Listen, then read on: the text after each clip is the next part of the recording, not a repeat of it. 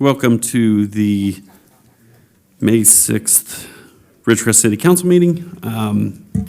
If we can have a roll call. Travis, can you turn me on?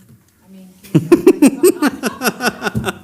All right, every man up here, turn around. Is that recorded? Was- Okay, Mayor Endicott. I still don't have a microphone, but You are on. Present. Kyle Blades. Present. Blades. Mr. Rajaratnam. Present. Mr. Heyman. Present. Mr. Corman. Present. 5 present, we have a quorum. Please give our city clerk a break. It is City Clerk Appreciation Week, and we do appreciate you. Thank you. I've never seen her that red. Oh, That's terrible. I guess I don't have the closed. Approval of agenda, please. Can I have an approval of the Closed session agenda, sorry. closed session agenda? So moved. Second.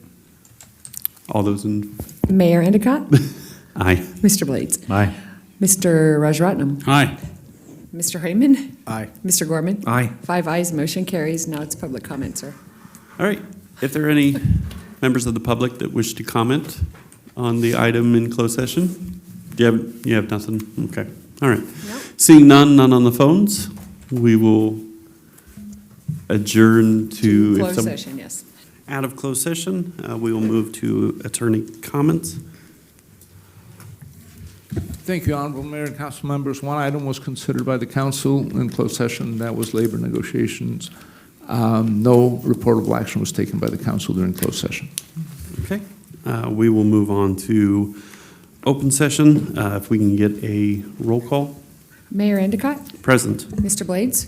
Present. Mr. Rajaratnam. Present. Mr. Heyman. Present. Mr. Gorman. Present. 5 present, we have a quorum. All right. Next, if we can have an approval of the agenda. So moved. Second. Okay. Motion and second. I can't remember if I put a slide in there or not, so roll call. Mayor Endicott. Aye. Mr. Blades. Aye. Mr. Rajaratnam. Aye. Mr. Heyman. Aye. Mr. Gorman. Aye. 5 ayes, motion carries. Okay. Next, we're going to move on to the Pledge of Allegiance and invocation. After we give the Pledge of Allegiance, if you would please remain standing for the invocation.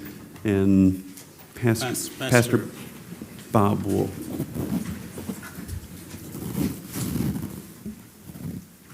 Ready, begin. I pledge allegiance to the flag of the United States of America and to the republic for which it stands, one nation, under God, indivisible, with liberty and justice for all. I request Pastor Bob to.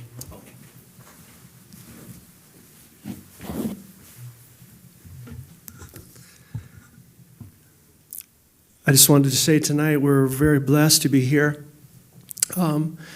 Tomorrow we're having the Mayor's Prayer Breakfast at Desert Christian Center, and as a part of, on behalf of Kiwanis Club and the whole City Council, we just want to invite you to be a part of that. We're grateful to be here tonight when they're going to make a declaration proclamation that stands in agreement with that. So let's pray as we begin.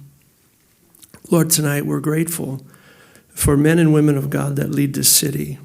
And we thank you that, Father, they are a shining light to many. We thank you for their families and their lives. We ask that your presence would always come with wisdom. We pray that, Lord, they would see into the heart of the city and all that you want to do here. We pray, Father, for their physical health.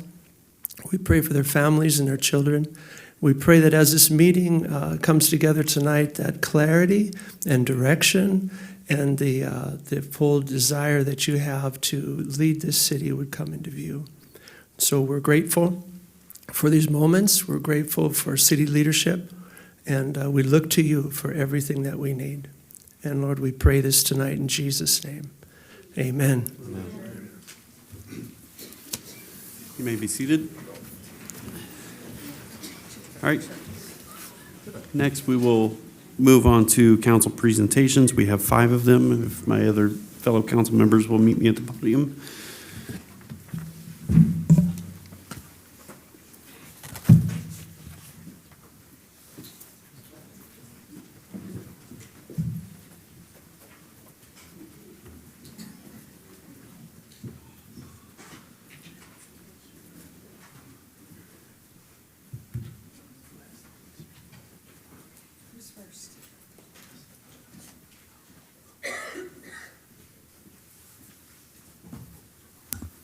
Good evening, everybody.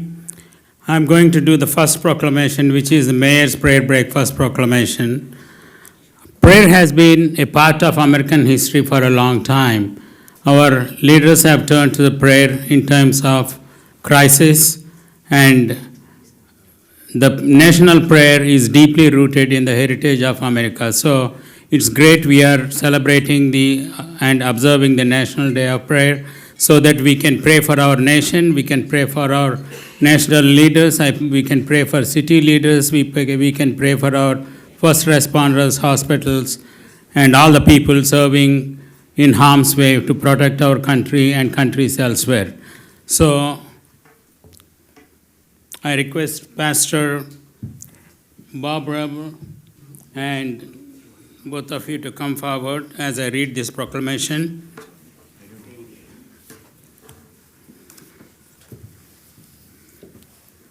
Whereas the morning of May 7, 2026 has been designated as the time for the National Prayer for Breakfast, a yearly occasion when leaders of all faiths gather to combine their prayers to strengthen the spiritual base of our nation. And whereas the tradition of a national prayer breakfast was established in February 1952 in Washington, D.C.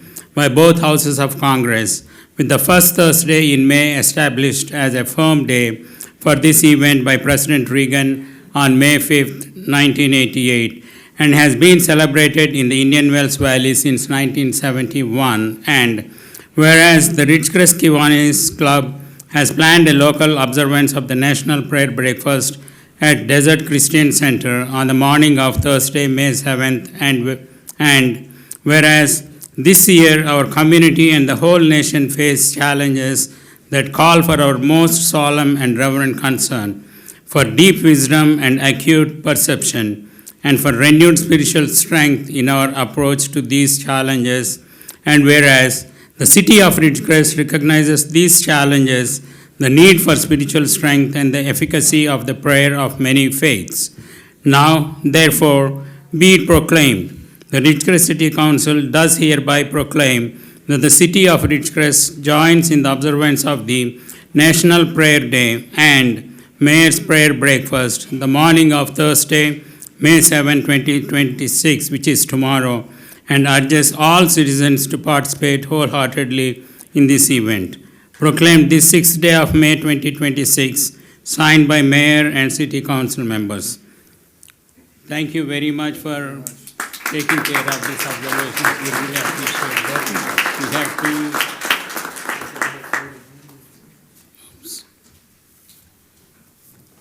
Thank you very much. You guys have any comments? Yeah, feel free. You want to say something? We'll have a picture up there, so if you guys want to say it, then we'll take a picture up there. Yeah, we're really glad to be able to keep this thing going for years. Kiwanis Club has been supporting the Mayor's Prayer Breakfast for I don't know how many years, since I've been here even.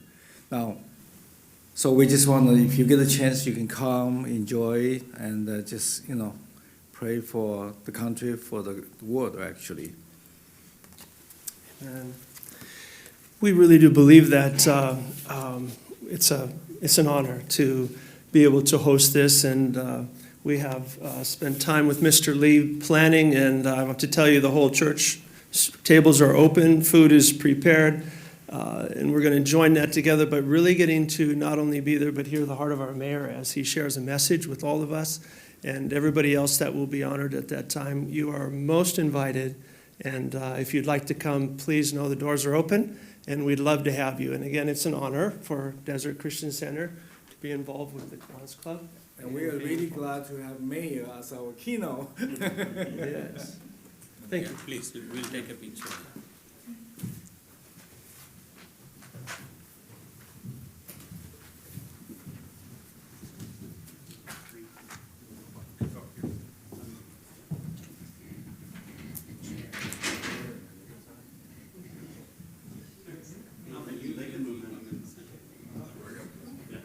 You guys out front.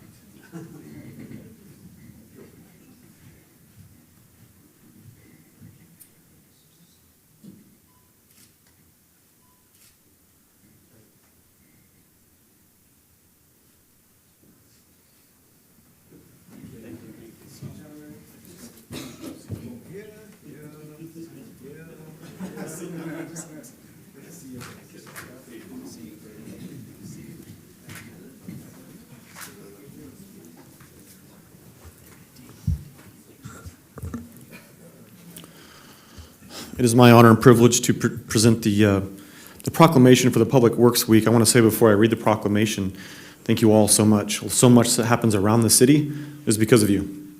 All the little things, the after-hours calls, the hard work, it's Public Works, and I appreciate that deeply.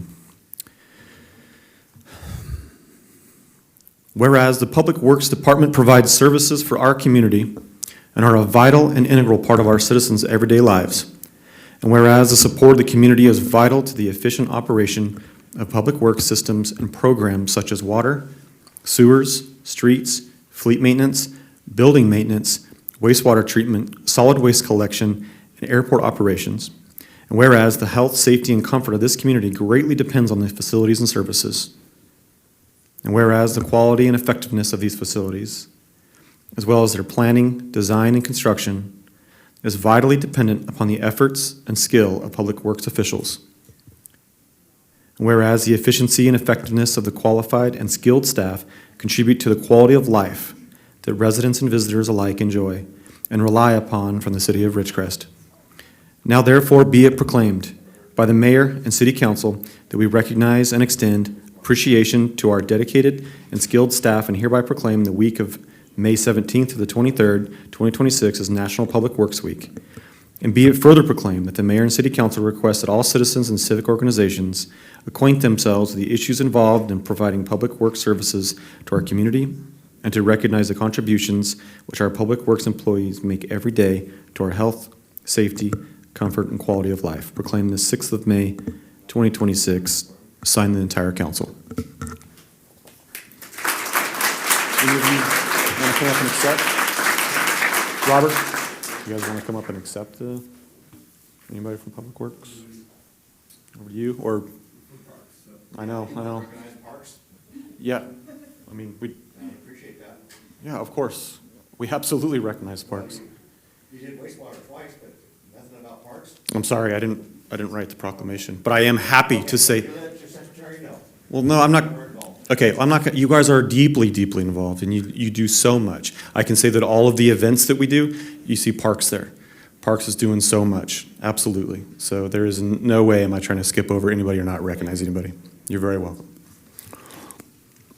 So Travis, did you have anybody from Public Works that wants to come up and accept? No? Okay. Have to if you don't want to, man. Don't feel the need. Thank you so much. Yeah.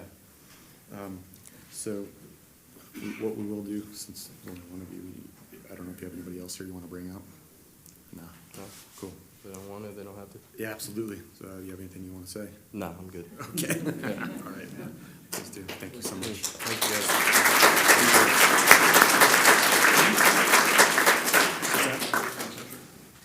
Yeah, I don't think so. I think we want to accept it. That's fine.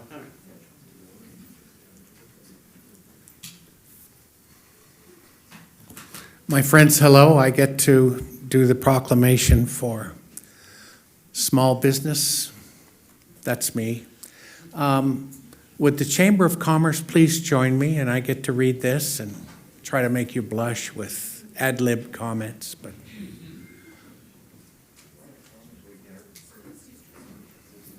My goodness, there's a nice lot of them. Good.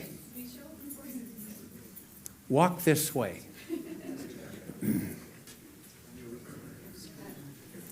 I'll start reading. This is a proclamation of the City of Ridgecrest honoring May 2026 as Small Business Month.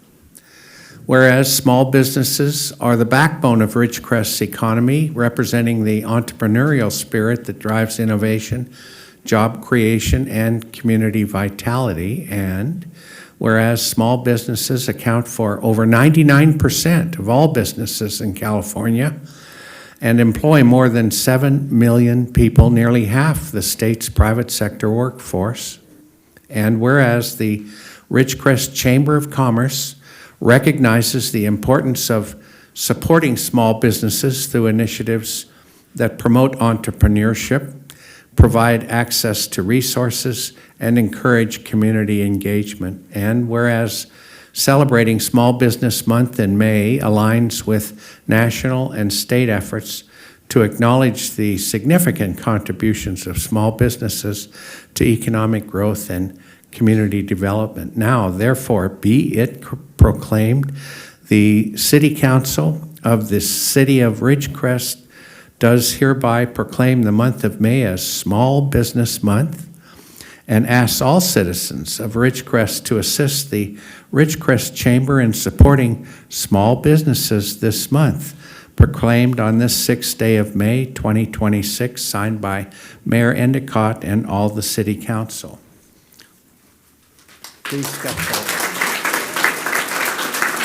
Rachel, you want to talk? Please do it. Okay. Sorry, you're all going to have to listen to me briefly. I'm Rebecca. I'm the Executive Director at the Ridgecrest Chamber. So on behalf of the Ridgecrest Chamber of Commerce, thank you, City Council, for recognizing Small Business Month. We all know that small businesses are more than storefronts and services. They're local jobs, community sponsors, mentors, innovators, and neighbors. They invest in Ridgecrest not just economically, but personally, helping create the sense of community that makes our city special. We're proud to support and advocate for the businesses that continue to serve, grow, and believe in our community every day. We encourage everyone to shop local, support local, and celebrate the small businesses that help keep Ridgecrest strong. We are currently accepting nominations for our community awards on our website, which is ridgecrestchamber.com. So if anyone has a business that they believe deserves recognition, please go online and submit a nomination by next Tuesday. And the awards dinner is Friday, June 5th, and the community is invited to attend. So thank you for this recognition and for your continued support of our local business community.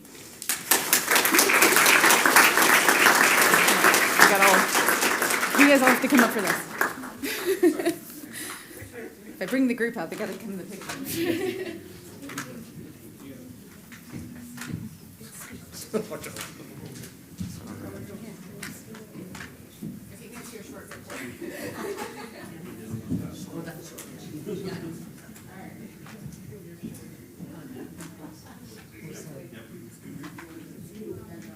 Say funny things, make them smile. No, business, we're serious. Business, we're serious.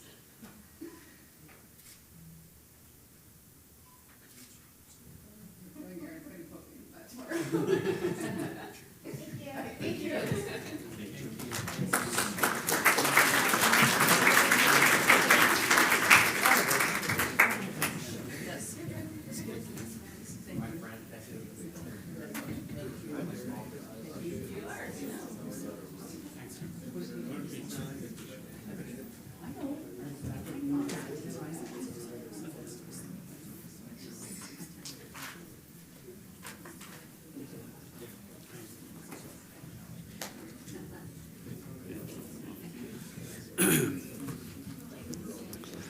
All right, so I'm going to cover the Community Action Month proclamation.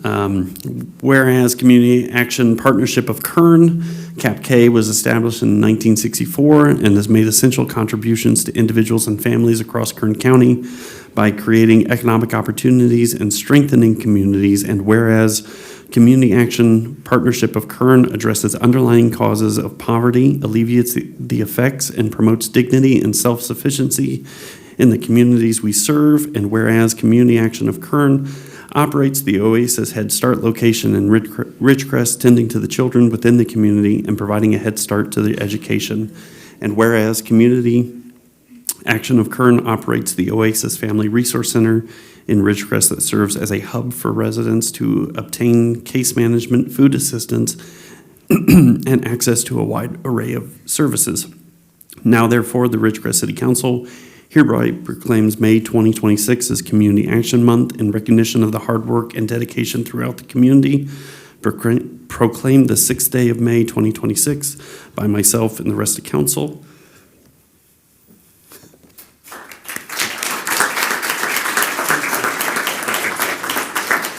Good evening. Thank you for acknowledging that it's Community Action Proclamation Month It actually coincides with our 5 years anniversary.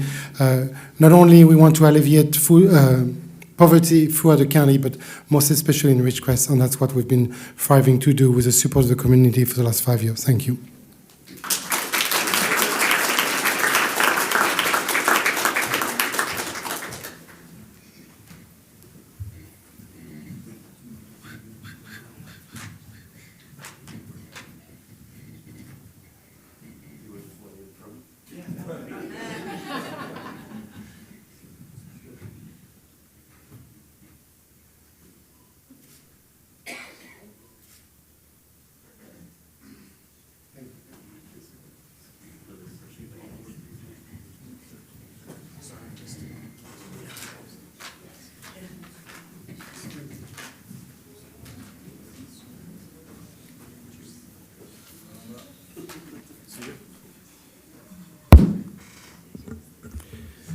Good evening. It's nice to see. This is, I think, the fullest I've ever seen this City Hall, so welcome, everybody. It's my honor tonight to present the Ridgecrest Honors National Police Week proclamation. Entails May 11th to the 17th, 2026, whereas the members of the Ridgecrest Police Department play an essential role in safeguarding the rights and freedoms of the city of Ridgecrest. And whereas it is important that all citizens know and understand the duties, responsibilities, hazards, and sacrifices of their law enforcement agency, and that members of our law enforcement agency recognize their duty to serve the people of the community by safeguarding life and property, by protecting them against violence and disorder, and by protecting the innocent against deception and the weak against oppression. And whereas the men and women of the Ridgecrest Police Department unceasingly provide a vital public service. Now, therefore, the City Council does hereby proclaim May 11th through the 17th, 2026 as Police Week in the City of Ridgecrest in honor of the law enforcement officers, past and present, who have rendered a dedicated service to the community, and do further proclaim May 15th, 2026 as Peace Officers Memorial Day. In honor of those law enforcement officers who, through their courageous deeds, have made the ultimate sacrifice in service to their community or have become disabled in the performance of their duty. Proclaimed this 6th day of May 2026 by our mayor and fellow city council members.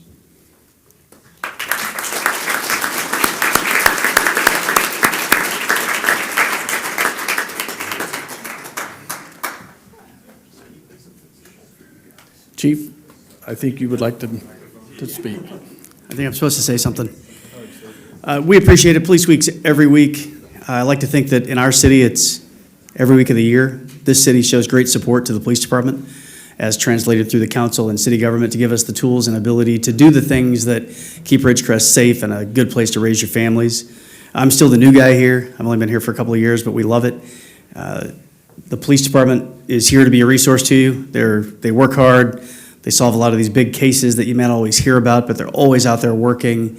In fact, the reason we weren't read fourth is because they were all out on calls taking care of business in the city, and we had to wait until some of them could get back. So we appreciate that. We appreciate the support of the community as well as the council. So thank you again.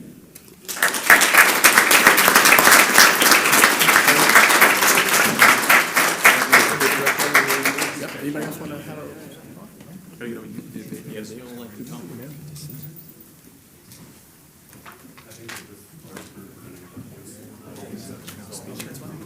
Not today.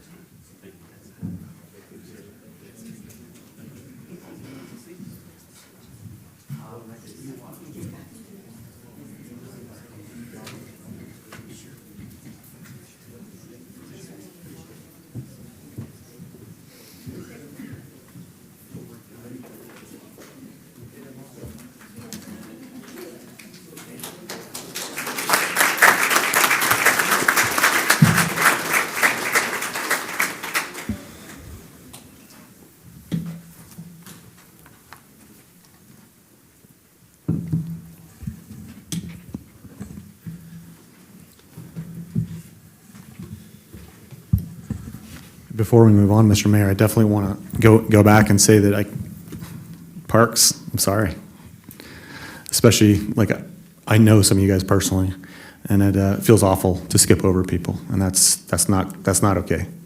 So, on behalf of myself, I deeply apologize. Okay. Thank you all for being here, I assume, for the presentations. As your sole source of why you're here. That's a joke. It's okay, don't laugh. We will move on to public comment of items not on the agenda. Persons wishing to address the council on matters that are within the council's jurisdiction and do not already appear on the agenda may do so at this time. Council will not respond to any public comments, but may provide direction to staff to collect information. Pursuant to the Brown Act, the City Council may not act on an item that does not appear on the agenda. Speakers are limited to 5 minutes. The public comment section of the agenda is limited to a total of 1 hour. Each speaker is asked to provide his or her name. Thank you. Good evening. My name is Mike Lasitra, and I wanted to speak again about the 24 AI-powered flock surveillance cameras that this council has surrendered our freedoms to. When I was discussing this topic with the chief, he told me that I wouldn't understand flock because I haven't been victimized. Flock is a useful tool, a force multiplier, he said, and in light of tonight's topic, I would have to agree. So let's talk about some of these victims and how flock has multiplied their suffering. I have provided each of you with information from 14 cases of police misusing flock surveillance cameras and their databases that their cities trusted them with to harass families, stalk exes, and pursue romantic interests. Here are just some of those stories. In Westmoreland County, Pennsylvania, Officer Michael McSherry pleaded guilty to stalking charges after he used readers to track his estranged wife and other family members 250 times. He was sentenced to 23 months. Ketchy, Kansas, Lieutenant Victor Hayer pleaded guilty to computer crime and stalking after using flock cameras to track his estranged wife. He was sentenced to 2 years. Sedgwick, Kansas, Police Chief Lee Nygaard used flock cameras to track his ex-girlfriend and her new boyfriend more than 200 times over several months. He escaped accountability after resigning. Costa Mesa, California, Officer Robert Josette used a flock camera system to track his mistress and other romantic interests. The officer continued to use flock to harass his victims even after being placed on leave. Josette pleaded guilty to multiple criminal charges in April, and he was sentenced to 3 years probation. In Riverside, California, after being arrested for kidnapping his ex-fiancée, Deputy Alex Vanny used his department's flock system to track one of her friends. In December 2025, he was convicted on multiple charges in a jury trial. He was sentenced to 6 years. Orange City, Florida, Officer Jamaris Brown allegedly used ALPRs to stalk his girlfriend and her family members more than 100 times over 7 months. Brown was arrested and charged in 2025. Shelby County, Tennessee, Deputy Thaddeus Gordon was relieved of duty with pay after allegedly using an ALPR database to track his ex-wife's location more than 100 times. Milwaukee, Wisconsin, Officer Josie Olea allegedly used the department's network of flock ALPRs to track a woman he was dating with her ex-partner nearly 180 times over a 2-month period. Olea resigned in 2026 after being charged with misconduct in public office and has not yet been tried. Jerome County, Idaho, Sheriff George Opedick used a flock system to search for his wife's vehicle hundreds of times. Idaho's Attorney General concluded there was no crime committed, but he retired in April 2026, 2 years before his term of office ended, and escaped accountability. Kenosha County, Wisconsin, Sheriff's Deputy Frank McGrath resigned with severance pay after internal investigators found he used the department's flock system to keep tabs on another deputy with whom he was romantically involved. Monroe County, Florida, Sheriff's Deputy Lamar Roman allegedly used an ALPR system to track and eventually pull over a woman he had met while providing security on a TV set. Roman was arrested and charged with accessing a computer or electronic device without authorization. This is our fear coming true. Flock might as well advertise their services as a stalker's toolkit. In every one of these cases, Flock was the enabling technology that allowed for the victimization of Americans. Flock put the locations and travel patterns of every person at the fingertips of these criminals with no warrants required. No amount of empty promises or of regular audits or intelligent safeguards by the CEO have amounted to any reduction in these crimes. The first one was in 2021, and it has become more common ever since. Members of the public and I have been providing this council with dozens of pieces of actionable information for months on a wide variety of reasons why FLoC is a danger to our residents and to society as a whole. We had a town hall where 100 members of the public showed up to express their disapproval. Every person who wasn't on the city's payroll was against it, and even a few who were didn't like it. I asked this council to put FLoC on the agenda of a future meeting so that you can explain to us why you have seen all these facts and listened to all our concerns, yet still nothing to correct this mistake. FLoC systems specifically and widespread government-backed surveillance generally is making us less safe and less secure. Many of the victims I described tonight didn't even know that they were being stalked until running their information through a community-organized database of surveillance targets at haveibeenflocked.com. The true number of victims is likely many times more than what you heard, because after every one of these cases becomes public, FLoC further limits the amount of accountability data they collect. I ask this council to put a stop to this before Ridgecrest makes the list. I feel that if you continue to ignore our pleas and someone in our community is victimized because of your inaction, then this council is fully at fault. Thank you. Thank you, Mike.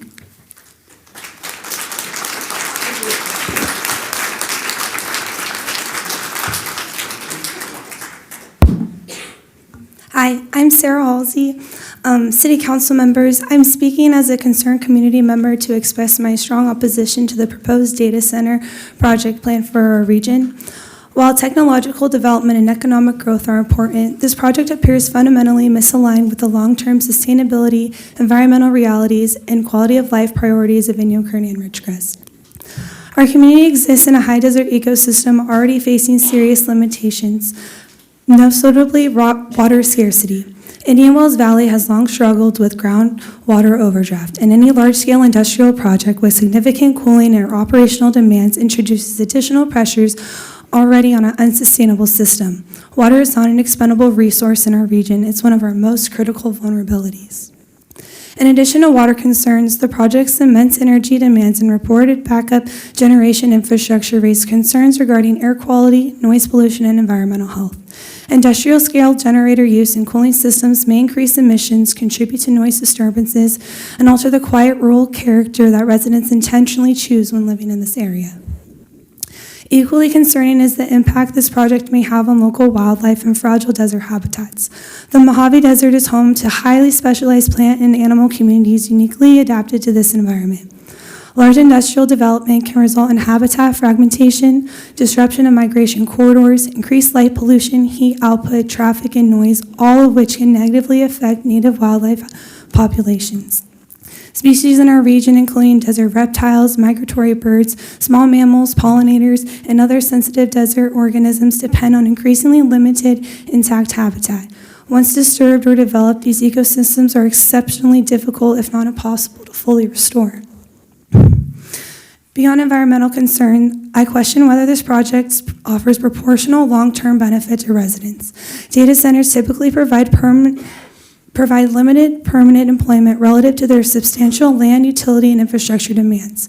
This project is being marked as AI-ready and hyperscale, yet no binding disclosure has been made regarding the future tenants, operational intensity, water demand growth, or future expansion phases.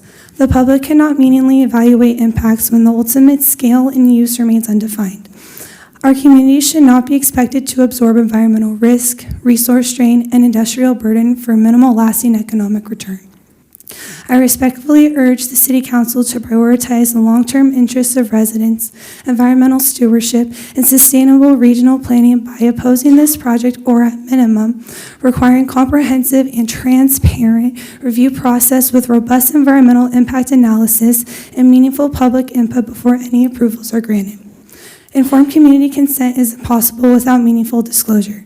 Please protect the future of Inyo Kearney and Ridgecrest, our desert ecosystems, and the quality of life that makes this community so unique. Thank you. Thank you.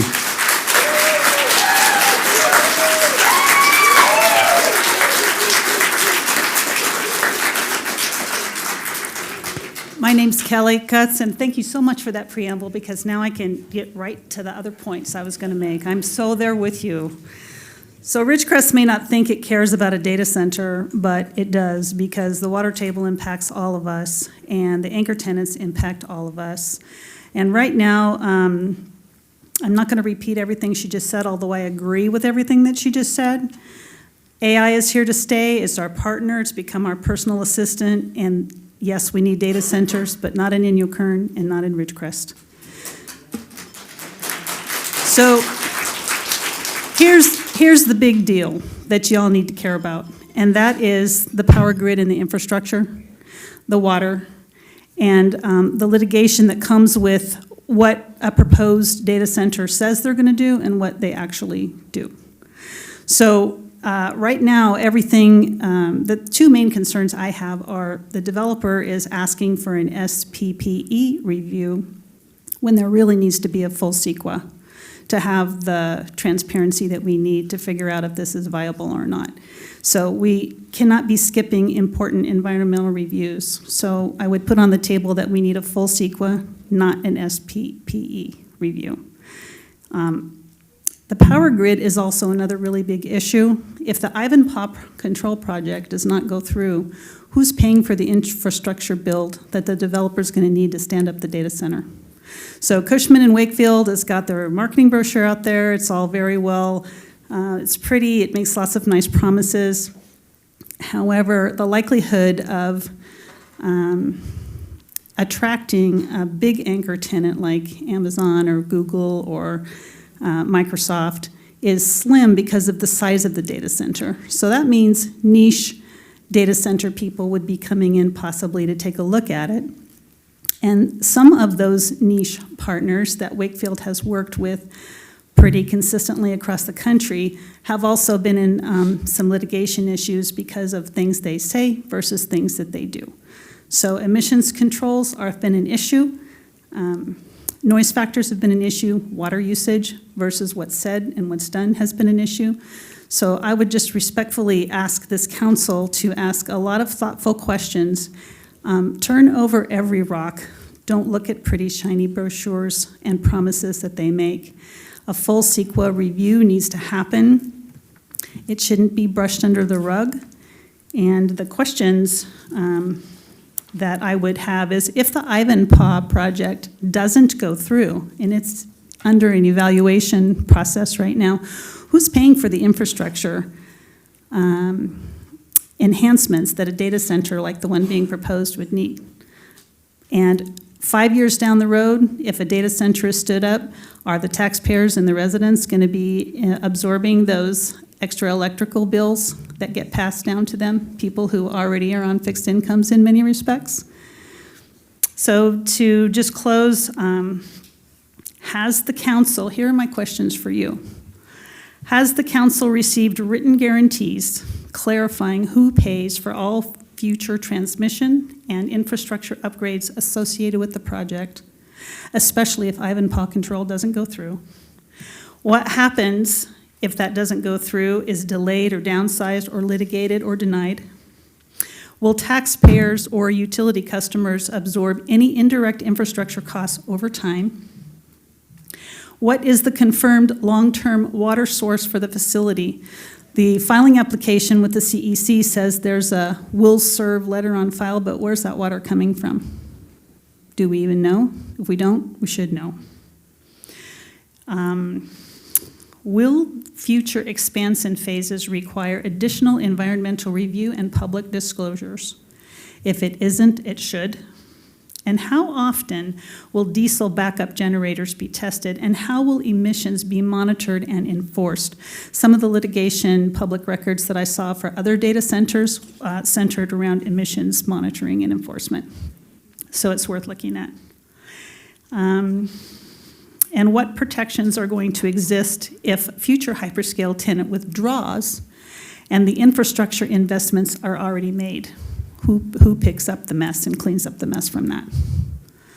So I'm not opposed to progress. I love innovation, and I'm really here to ask for transparency, accountability, and very careful stewardship of our community resources. Thank you. Thank you.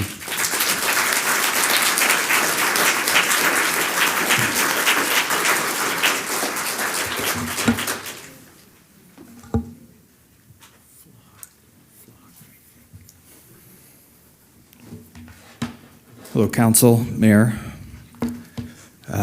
It's pretty awesome to see this room packed right now. I'm not going to talk about the data center project because I imagine we have a whole bunch of good people who were sharing my opinion on that. I also do want to say that I'm missing a nail biter between my Sixers and the Knicks right now because all of this is super important to me.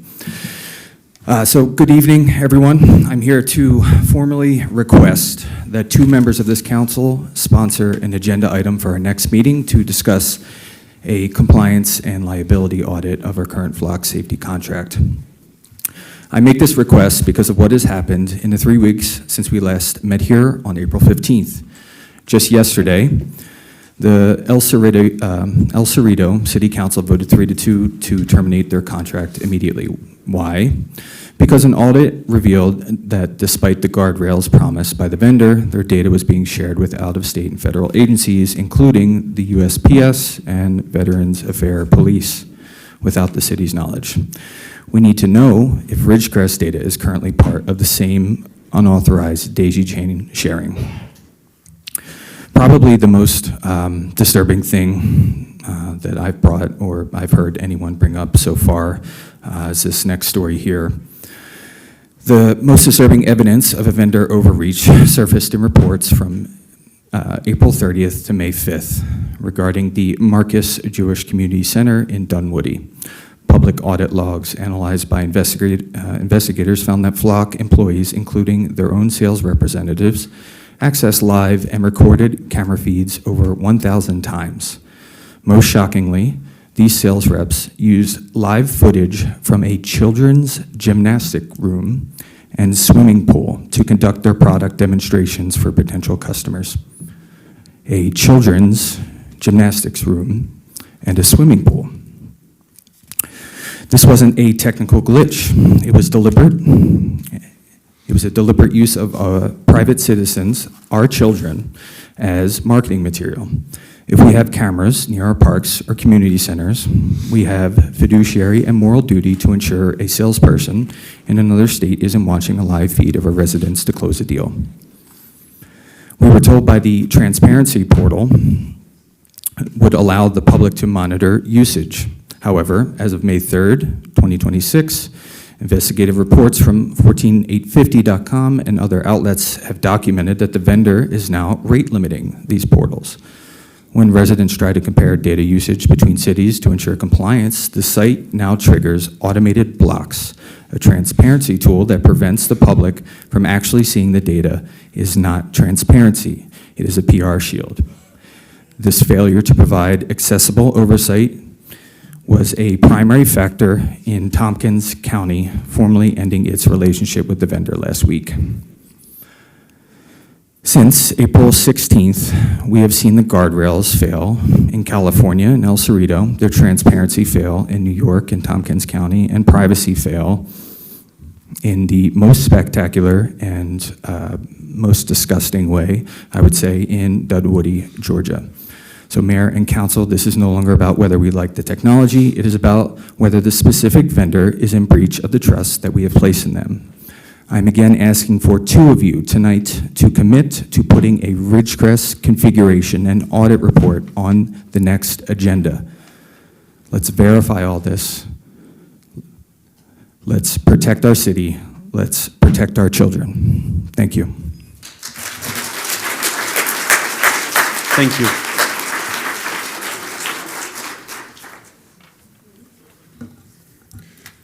Hello, everyone. My name is Daniel Neal. I'd like to take some time today to discuss a few issues in our community. Firstly, I'd like to once again thank Mike Lucitra and Jamie Jones for their ongoing work discussing the problems that the Flock camera system poses to our community. This system has been abused multiple times in multiple ways, and there is very little reason to suspect Ridgecrest would not suffer the same faults and consequence. I would like to ask for the Chief of Police to explain what reasons, if any, the flock system serving Ridgecrest is not going to result in the same abuses, and request a demonstration of its operation and procedure. I also would like to say I support Mike and Jamie's push for adding this issue to an upcoming agenda. The second issue I would like to discuss today is the building of a data center in Inyokern that is going to stress our already precarious water table, possibly to the point of failure. While this center may be being built in Inyokern, Ridgecrest still has a big say in its construction, and I and many others here today believe we should put our foot down to prevent further destabilizing what is already a precious resource in this desert. This data center will not bring value to this area. No one wants to be near the noise or the pollution, and once our water bills go up because of the stressed water supply and our electricity bills go up because of the increased demand from a 99 megawatt data center, no one will want to pay the bills. I personally question the wisdom of anyone who would even want to build a water-cooled data center in a desert that regularly exceeds 100 degrees Fahrenheit and has a limited water supply.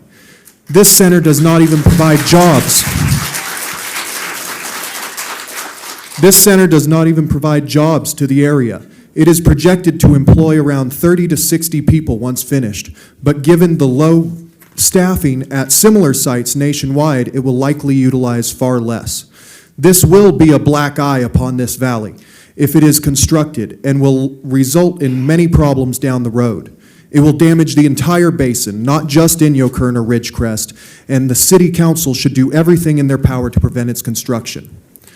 Lastly, the final issue is one I think most people can agree is not only a problem for our community, but also an embarrassment thereof, and that is the term limit extension.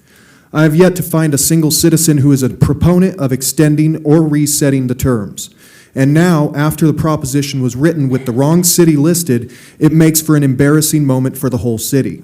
How did that typo make it into not just the proposal, but past all of the members of the council that were present that day? That is a question that has been posed to me no less than a dozen times in the last 2 weeks, and I don't have an answer other than nobody looked. I don't really think this proposition will pass, as there are few citizens in support of it, but I want the rest of the city to understand that this is an issue that needs our attention. This half-hearted attempt to hold on to positions of power as long as possible is a travesty and should not be allowed to pass. Thank you all for your time, and I hope you have a great day and stay safe. Thank you, Daniel.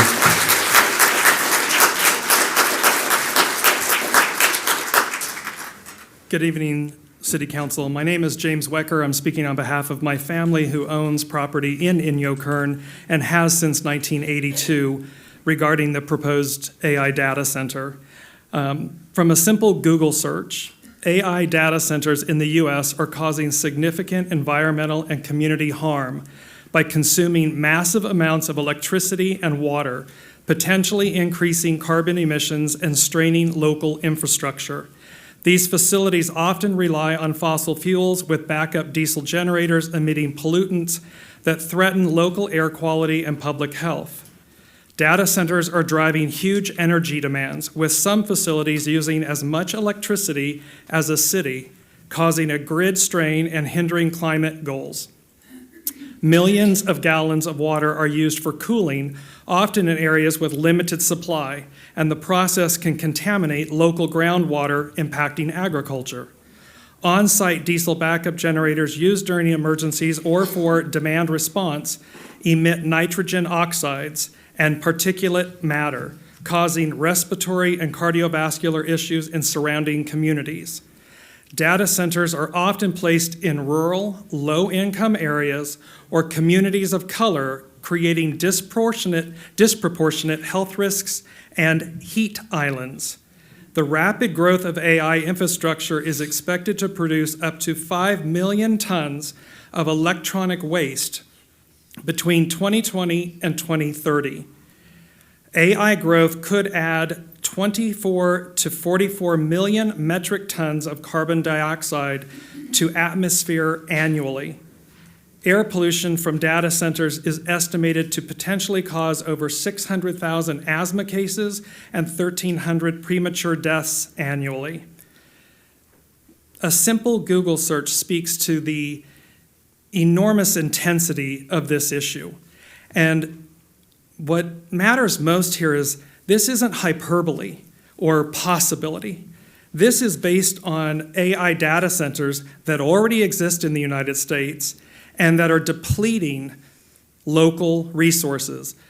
Cities that are having to shut down because the water is depleted. Municipalities turning the water off to prevent these facilities from beginning operation. And the fact that they come in and with perhaps, all good intention, but the reality, these are facts. They exist. And so this body that sits before us that has the power to stop it, it's not an issue of whether it will happen. The facts are that it is happening.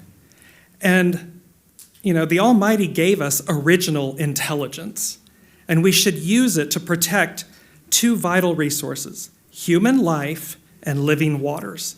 Without them, we don't exist anymore.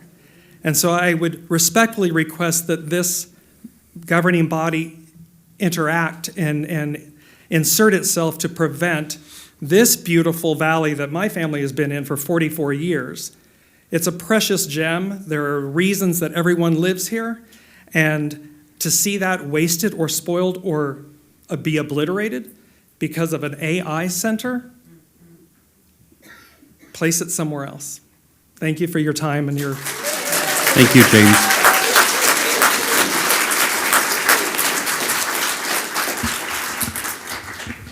Hi. Hello. Oh, okay. It's loud. Hi. I'm going to be going off the cuff a little bit here, so please excuse me if I stumble over myself a bit. My first time ever doing this, I'm going to mostly be talking about the AI data center. For one, I appreciate everyone that's already come up and said the statistics about it, so that way I don't have to talk about it. Let's talk about work. 40-hour work week. I'm sure a lot of y'all are familiar with the 40-hour work week. At least I'd hope so. I'm sure a lot of y'all also know the history of the 40-hour work week. It's not uncommon that whenever technology is introduced, that people bring it into the workplace and talk about how it's going to make working just so much easier. I know I hate writing emails. I know I hate doing sterile, but I've got a couple concerns here, and that's that as technology has evolved, our work week has not. We're still working 40 hours a week, and our bosses now expect us to utilize this technology to make our lives easier while not decreasing the amount of work that we have to deal with on a daily basis. The same thing's going to happen for AI. Honestly, in the future, in 5 years, 10 years, whatever from now, I would much rather be writing sterile and doing emails every once in a while than having my boss yell at me about not achieving some deadline that I shouldn't even have to worry about. And I know work week is not necessarily the most interesting thing to think about. So let's talk about literacy rates. We have an abysmal literacy rate in America, and it's rapidly getting worse. And if you think that AI is going to assist with that, then I think you're foolish.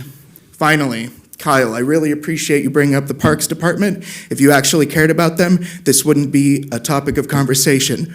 Travis Reed, Martin, I appreciate you laughing while they were talking about the flock systems. What's so funny about people being victimized?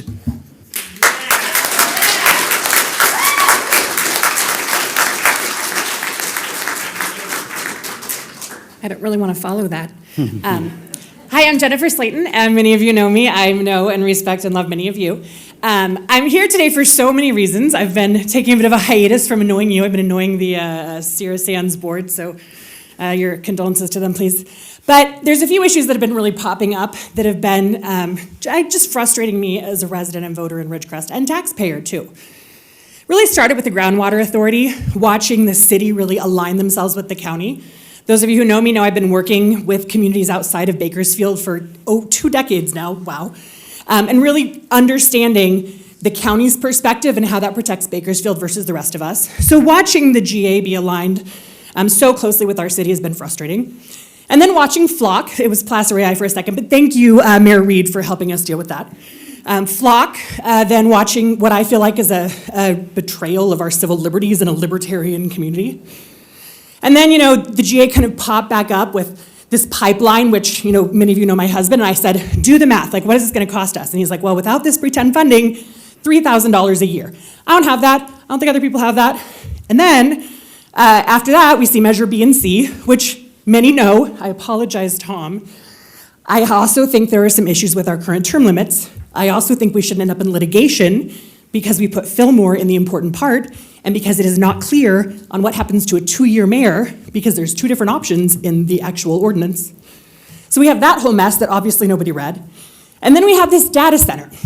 So watching this pattern of things happening, people not listening to the community, people not listening to the residents, things seeming to go on and on and on, hearing many council members say they agree with me, and yet the thing that happens is not what the council members say they agree with, just makes me wonder, like, who are the people that are really running these decisions? And are they the people we're electing? Because that's what I go to the ballot box to do, to have this body really reflect what my taxpayer dollars vote on, the things that I think are important to me and my family and my community. So I'm looking at this data center, and it just feels like the time where you can't stay silent anymore. This is something that would so fundamentally impact and influence the future of our community in so many ways. Water is the big thing I care about. I work over in the valley, as you know. Water is life. People here, I think, have really not grasped that for so long because you stuck a pipe in the ground and water came out of it. But if you were in Kingsman, if you're in anywhere in the western side of the valley, water's everything. And now it will be here too. And we don't have the water to waste on a new business when we're fighting over it ourselves. So just looking at this 99 megawatt, that's really 198 megawatt, that's really probably given their land 300 whatever megawatts. Looking at that and looking at the decisions our community has had put before them by our council has been frustrating. So I'm here tonight to ask for a couple of things. The first one is, our groundwater authority is our groundwater authority, and I don't pay my city tax dollars to pay that. I already have to pay a replenishment fee that's illegal. I shouldn't have to pay my property taxes for that too. So I would really like the city staff to separate themselves from the groundwater authority.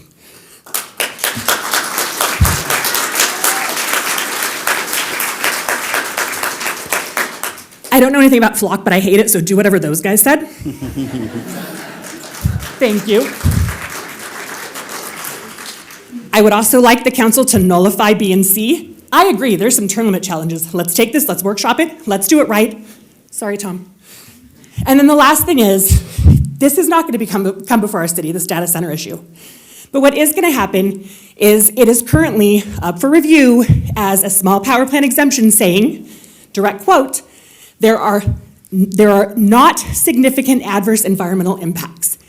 Anyone in this valley knows that's not true, including all of you. So I would like to see a letter, comments submitted, stating that there are, what those are, and given that sometimes the things we tell our council don't happen when they tell our city staff to do that, I would like to see that come before the council and the community and have it approved before it's sent. Thank you. Thank you.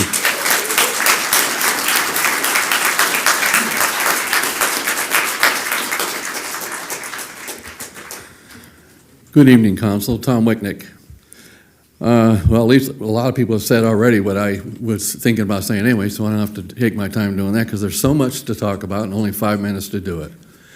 Anyway, one thing I surely would support adding a discussion on your agenda about that AI center out there in Inyokern, because everybody should realize they can't make any decision on it tonight, but they can add it to the agenda for future discussion if they choose to.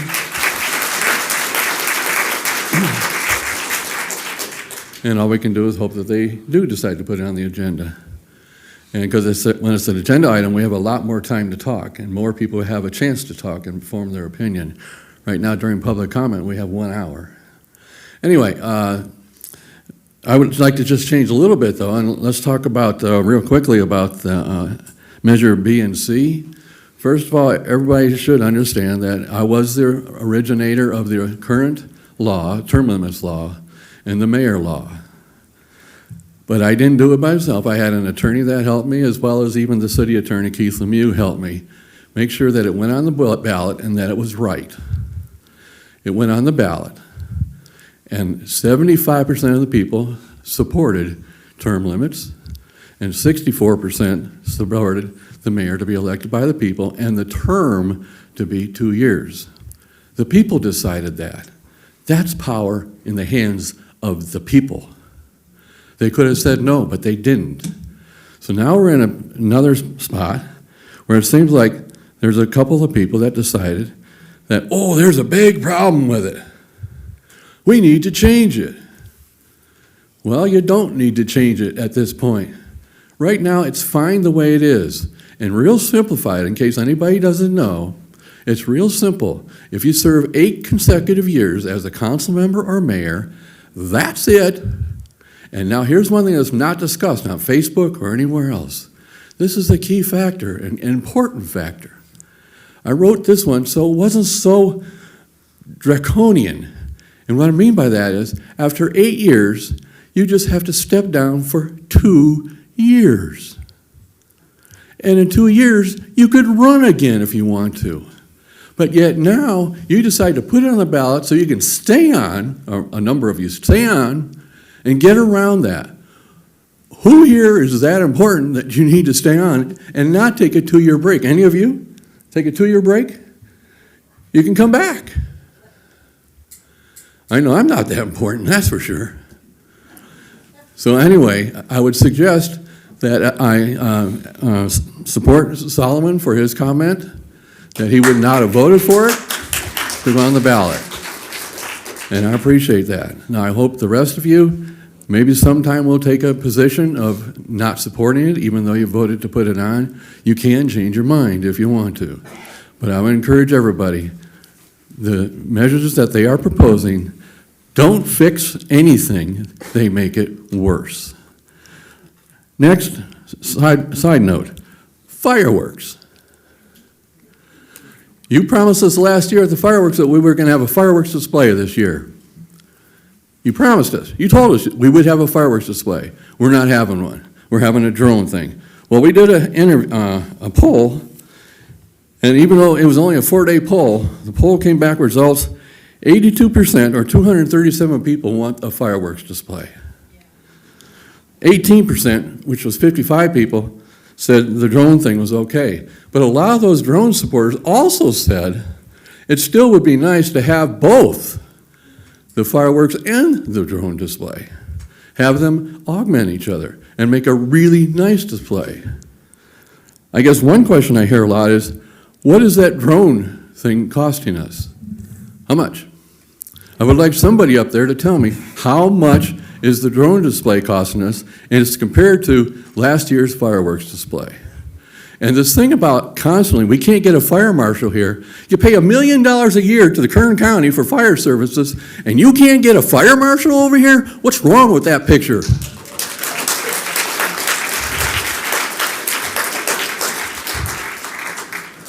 My gosh, one day you can't get a fire marshal, and we hear that every year as one of the excuses. So please, relook at this thing, and every city up the Eastern Sierra and down around us all have fireworks display. And finally, thanks to our Supervisor Peters, I don't know how much help he is in doing that. And one other thing, please bear with me. What's going on with the Garlock Road? Can anybody explain why the county isn't fixing that so we have that to go in and out? Oh, I know. I bet Supervisor Peters is right there behind us helping it get that fixed. Seeing as how you always admire everything he does, and yet we don't have Garlock Road and we haven't had it for months. Please, if you could get an answer from Supervisor Peters, I'd like to hear it. Thank you, Tom.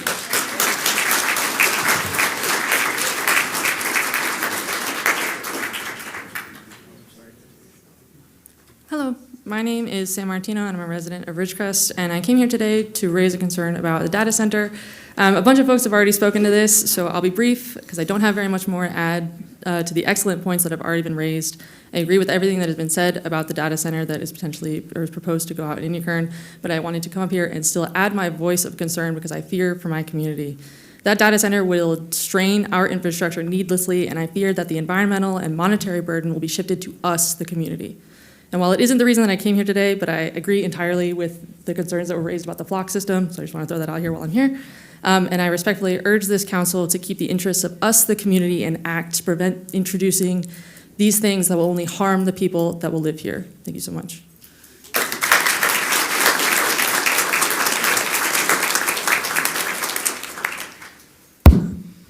Hi, my name is Barbara Bain For over a decade as a federal archaeologist, I wrote environmental assessments and EIS plans for federal projects. I tremendously resent the fact that through bureaucratic sleight of hand, we don't need thorough environmental review for this data center project.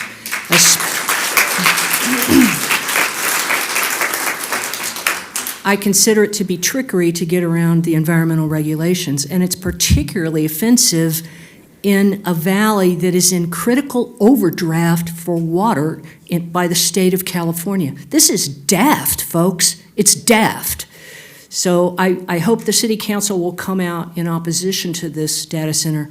And by the way, there's an interesting study that will be coming out pretty soon for peer review by the University of Cambridge, which examined heat data from 2002 to 2024 data centers, AI data centers around the world. And what they found was a significant heat island effect of 2 to 4 degrees around these data centers. Okay, it's real. It's going to raise the temperatures. We don't need Inyokern to be 2 to 4 degrees hotter because of this data center. So I urge you to stand with us and put out some kind of rejection of this thing for our community. Thank you.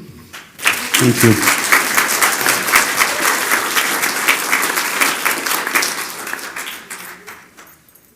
Hello, everyone. Gina Booyer. I didn't know we were going to be able to speak today, so this is kind of off the top of my head. Again, data center. Everyone's here for that. Well, most everyone. Thank you for whether you've come for that or not. So when we do get this on the docket, when we do get it approved to officially be spoken in front of the community, let's go over the environmental impacts, the cost of the data center, who's going to pick up the bill, and most importantly, how do we as a community object to it if we don't want it? What do we need to do? Because we all keep saying, you guys need to do, you guys need to do, but you can't do anything until we do something too. Is there petitions we need to sign? Is there a certain amount of people need to sign up against this? Let us know, because if this many people are here to talk about it, it's obviously this many people are against it. We need to put our voices behind your voices to make your voices stronger against this data center. Thank you. Thank you.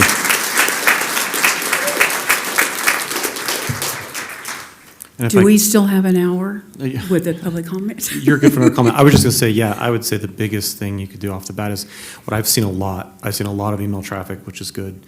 Get into the county, get into the state, right? So the city of Ridgecrest itself, I know everybody knows this, but sending out those emails is huge. I can speak? Okay, thank you very much. I came here today totally unprepared, so I'm a little nervous, but I am opposed to this data center. Just to give all of us a little refresher, when you have diesel, it's one of the most terrible exhausts out there. Diesel in itself has about 40 hazardous air pollutants, including one, a particulate matter. It's called PM10 and a PM2.5 that can be inhaled deep into your lungs and cause tremendous damage. You don't feel it, it's just happening to you. A plant that size would be throwing out probably 20 to 25,000 liters, which would be over 6,000 gallons of diesel fuel every single hour. That's pretty significant. And think of all those hazardous materials, okay? Now, that would be 25,000 to 28,000 kilograms of CO2 per hour in our environment. And it will not be just restricted to Inyokern. It's going to affect the whole Indian Valley here, this beautiful place. And when the wind picks it up, no one will be able to escape that. That's something we need to think about. Not only that, we're going to have carbon dioxide per hour, 26 kilograms. It's very significant greenhouse gas. The other one is nitrogen oxide, approximately 500 to 1,000 kilograms. And this is the stuff that's in LA, smog and respiratory issues, that particular one. Now we've got sulfur dioxide. I'm not trying to get scientific here, but I'm trying a little bit. Anyway, we got that. Then we got this other one called the particular matter. It's called Soot PM, and that is 20 to 70 kilograms per hour, which is a major carcinogen. Now, our valley here has high rates of cancer. We have clusters. And the only reason why I found out about that is I called Kern County Health Department and they let me know about it because of all the previous pollution we've had. So not only that, we've got the water issue too. I don't want this beautiful place to become another Hinckley, California. If you ever saw Julia Roberts' movie, and Aaron Brockovich, when people were lied to, oh, don't worry about it, it's okay. This particular project, remember, it hasn't been approved. If you go in on the California site, the California Energy Commission, you'll see all kinds of proposals, and that's okay. The man bought the acreage, let him try. But this particular project does not meet the criteria necessary for what he wants to do. And it's really going to pollute the whole area, and it's really terrible. And we don't want another Hinckley, California, like I said. When we're talking about pollution, I don't know if any of you have heard about the Rocketdyne down in Los Angeles. I'm from Los Angeles, born in California. The West San Fernando Valley had so many cancer cases because of all the pollution, and they lied to people for many, many years. The dogs were dying in Box Canyon. The cats, children were coming up with cancers. They couldn't explain. My mother died of leukemia from this. So we need to really think about the children here, the future of this generation. And by gosh, we could do better. You know, this is a heavy industry. This isn't a light industry. And I don't fault the man for buying. The other concern that we have is there's a casino proposal right next door. How is that going to interface with all that trouble too? So anyway, we are all opposed to it. This isn't just an Inyokern issue. This is a whole beautiful valley issue. Thank you for listening. I appreciate it. I wasn't prepared tonight. Thank you.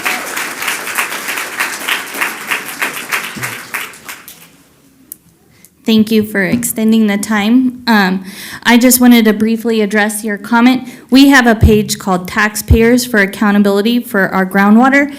We have sample letters there that you could send to the California Energy Commission. I'd also highly encourage you to send emails to each county supervisor inbox because this will be a county supervisor issue. So you need to make sure you email them and try to show up at their meetings as well as the Planning Commission, the Kern County Planning Commission meetings. I would also like to say I have supported the flock. It's invasive, it's not okay. It's been abused way too many times in other areas, and we need to stop supporting the company. We also don't appreciate the errors that were in BNC.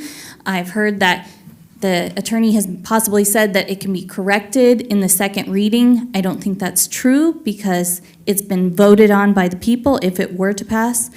I encourage all of you to vote no on BNC. I also would like to just reiterate, please put it on the agenda to have the city submit a letter asking for a full environmental review of the data center. I'd also like to reiterate Jennifer mentioning the city to cut their social media ties with the Groundwater Authority and the staff time used to promote the pipeline, because I would like that to be discussed in public. I also would just like to thank you all for your time and for your service. Thank you.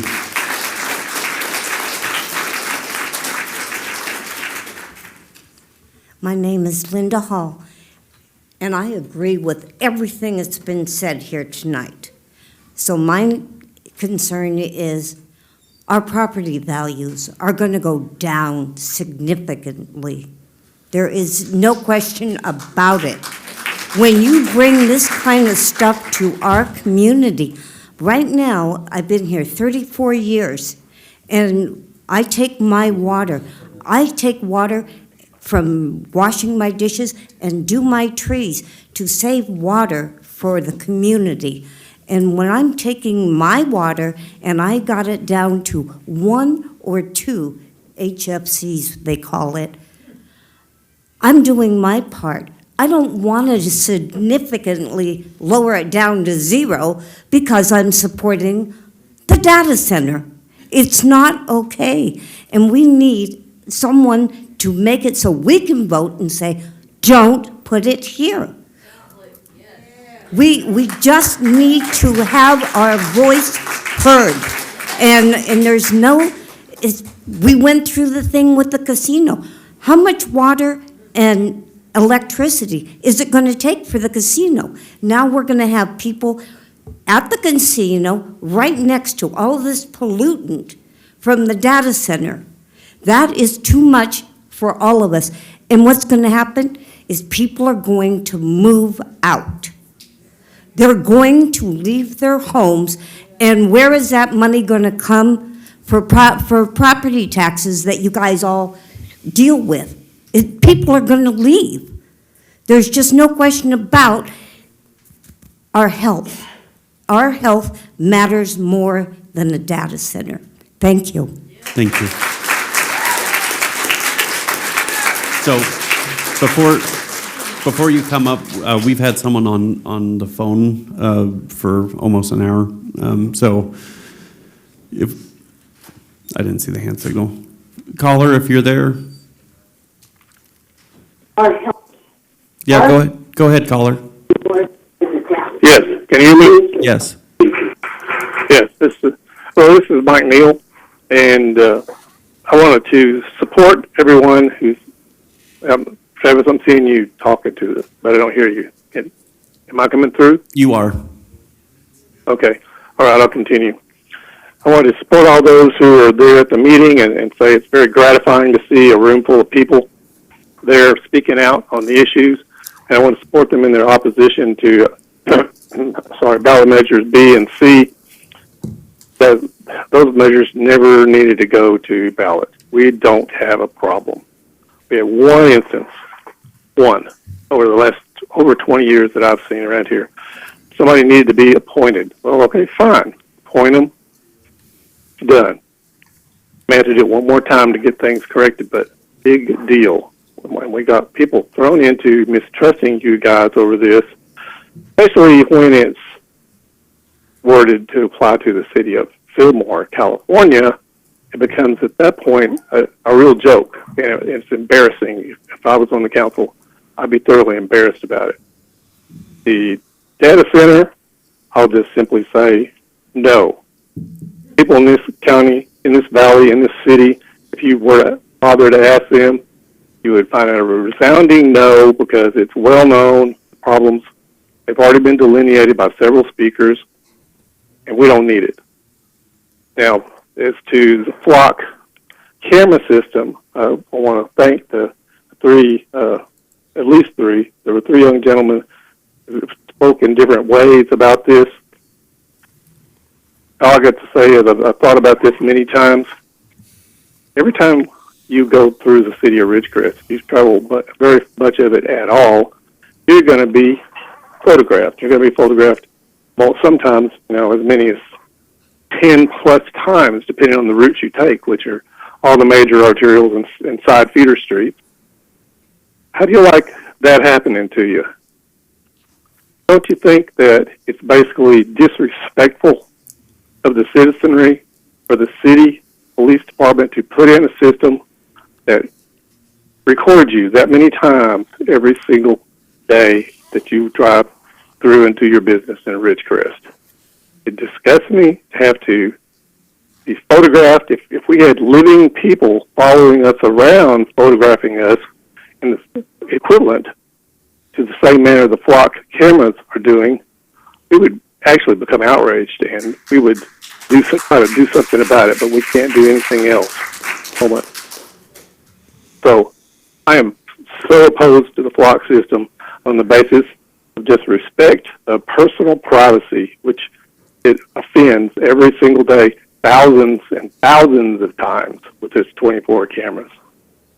That's all I have to say. Thank you very much. Thank you, Mike.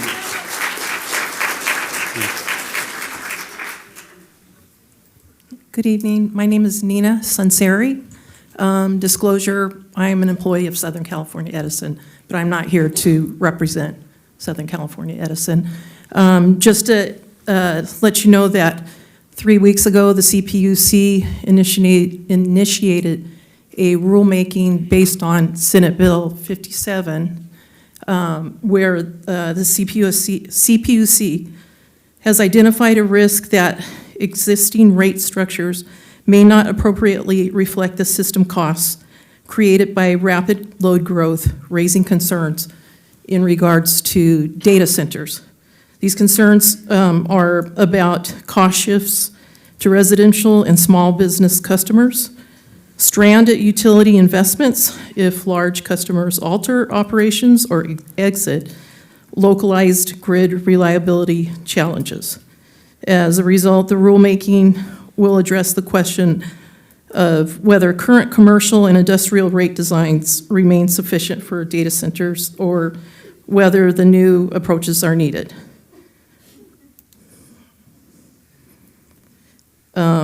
So in order to participate, the CPUC, they're slated to continue over the next 24 months. Workshops, staff proposals, and formal decisions will clarify whether California moves towards distinct rate structures for data centers and other large customers. All interested agencies, businesses, consumer groups, and individuals may submit opinions and advice to inform future policies and recommendations. As I said, this is going to be a 2-year, it was just implemented last month, a few weeks ago, so this is going to be a 2-year process, but we need to act now. Thank you. Thank you. Actually, ma'am, could we have him talk first since he hasn't? Is that? I'm sorry. That gentleman? Yep. Good evening. My name is Stephen Davis. Thank you, Council, for doing this. I just want to express my concerns for the AI data center as well. Many of you have. I do want to focus in on the cost of power and water that could potentially have an impact on residents. First-time home buyer. Cost of propane, gasoline, my home insurance is more than my mortgage. How much is this going to impact my monthly bill for water and power? These are the concerns that I have going forward. I really hope you guys can dig into this data center, and hopefully they're not lying to us. I question the efficiency of this data center. Is that efficiency over optimal conditions? What are optimal conditions? Is it December when it doesn't get above 65 degrees? Or in what would be the cost of suboptimal conditions during June, July, and August? Thank you for your time. Godspeed. But before we have you speak a second time, I just wanted to see if there's anyone else that wishes to speak. We have about 2 minutes left in this hour session, so if there's anyone else that would like to speak.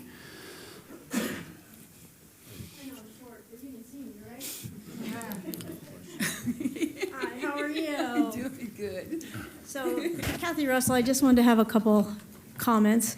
BNC is on the measure, and I think we're all here against a data center, but how do we find out how the board feels about that? Can I show a show of hands? Do you support it or not support it? Can you do that? Can you say I support Flock or not? Can you say that? Because we're here to vote for you again on BNC. If it was an election, you would tell us how you felt. So I'm concerned that I don't know how any of you feel about that. We're all telling you how we feel, but I have no idea how all of you feel. And why would I vote to increase your term limits or change them if I don't even know how you feel? Aaron's here. How do you feel about it?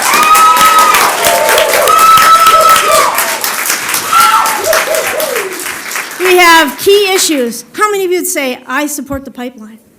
You can say this. This is the Brown Act. Doesn't say you can't say anything. You're not voting on anything. The Brown Act is for transparency. You can say it. You can say, I've heard all the evidence. Yeah, if that's what we have to do, yeah, I'm okay with the pipeline. Data center, all the evidence we provided to you, how can you not sit there and go, yeah, I don't think it's a good idea? Why can't you tell us that? The Brown Act doesn't protect you from telling us how you feel about it. And you want us to vote B and C, but you're not telling us anything about how you feel. And I think that's wrong. If it was an election year, you'd be telling us everything. You'd be going, yeah, I'm for this, for that, and then you'd change your mind once you got elected. But I'm just saying, you would tell us. And Flock, you have an opportunity to change that contract. Change it. If that's what the community wants, do something about it. All these people are here to tell you that. So, Aaron, newspaper, somebody, you guys should be able to reach out and say, this is how I feel about these critical issues that have been brought. I've been coming to council meetings, I've never seen this many people here. So obviously concerned. You sent a letter to the legislator supporting the water bills that none of us knew about. You paid for a lobbyist. You paid for a lobbyist that we didn't support, but here you have all these people saying, do something for our community. What are you going to do for us? Seriously, tell me how you feel. Somebody. Thank you. So, we met the hour. I'm Is sorry. this the end of the hour? It is. I'm sorry. How about the next meeting? I had an Yes. afterthought that I Yeah, forgot. and I think you'll be happy with the next section that we move to, Oh, which is okay. council Thank you. announcements and direction. Thank and, you. And Skip, All right, thank you. would you like to? So we've moved to council announcements and direction. I'll talk. Thank you, Mayor Chairman. I enjoyed that. I enjoyed that hour. Your agenda for tonight's meeting has an item way at the end after consent calendar formalities, discussions, action items about the cost of asphalt, and way at the end is future agenda items. We tried to get that one moved towards the front, so you wouldn't have to sit through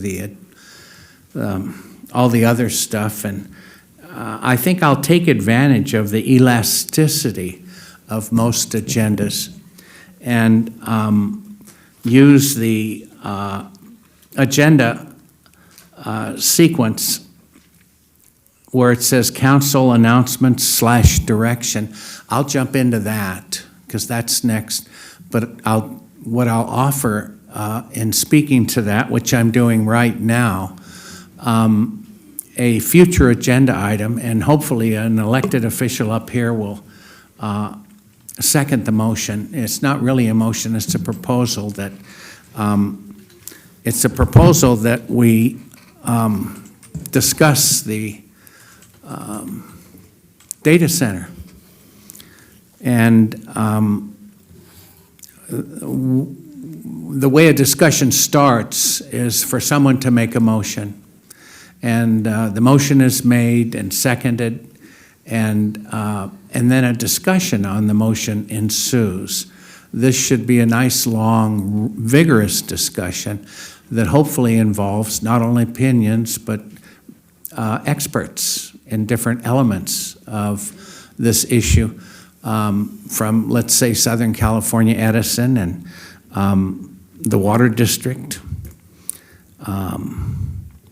perhaps the developer himself or a representative of his. I would like to hear from Kern County itself, as many of you would like to. And perhaps also hear from California Energy Commission. So my proposal at this moment is to request that a future agenda item be accepted, which involves processing a motion to send the California Energy Commission. By the way, have we got a graphic that may go up that looks like a square wave? No, sorry. But it would show the sequence with which a proposal like the data center goes through different bureaucracies here in the state. And the first step is the California Energy Commission. And this particular occasion, the developer is seeking what amounts to a small power plant exception that allows them to round the corners a bit on some of the approval steps he must go through. Ridgecrest, in inserting ourselves into this narrative, and I'll not talk long on this. I just saw our counselor. In inserting ourselves into this narrative the way we're going to do, we're being bumptious. We basically have no legal standing in this, but we're intending to do so because we need to. It looks like the approval for this will come from Kern County, not at city level, not at Inyokern level, for goodness sakes. And so knowing we have a loud voice, the second or third largest city in the county, and I think we can put together a very compelling argument on our behalf so my motion would be to send the California Energy Commission a formal letter expressing our opposition to the small power plant exception to the Inyokern Data Center on the basis of its anticipated high water and power demands, attendant noise, light, EMF, and other environmental pollutions to the Indian Wells Valley. Hopefully somebody will agree with that.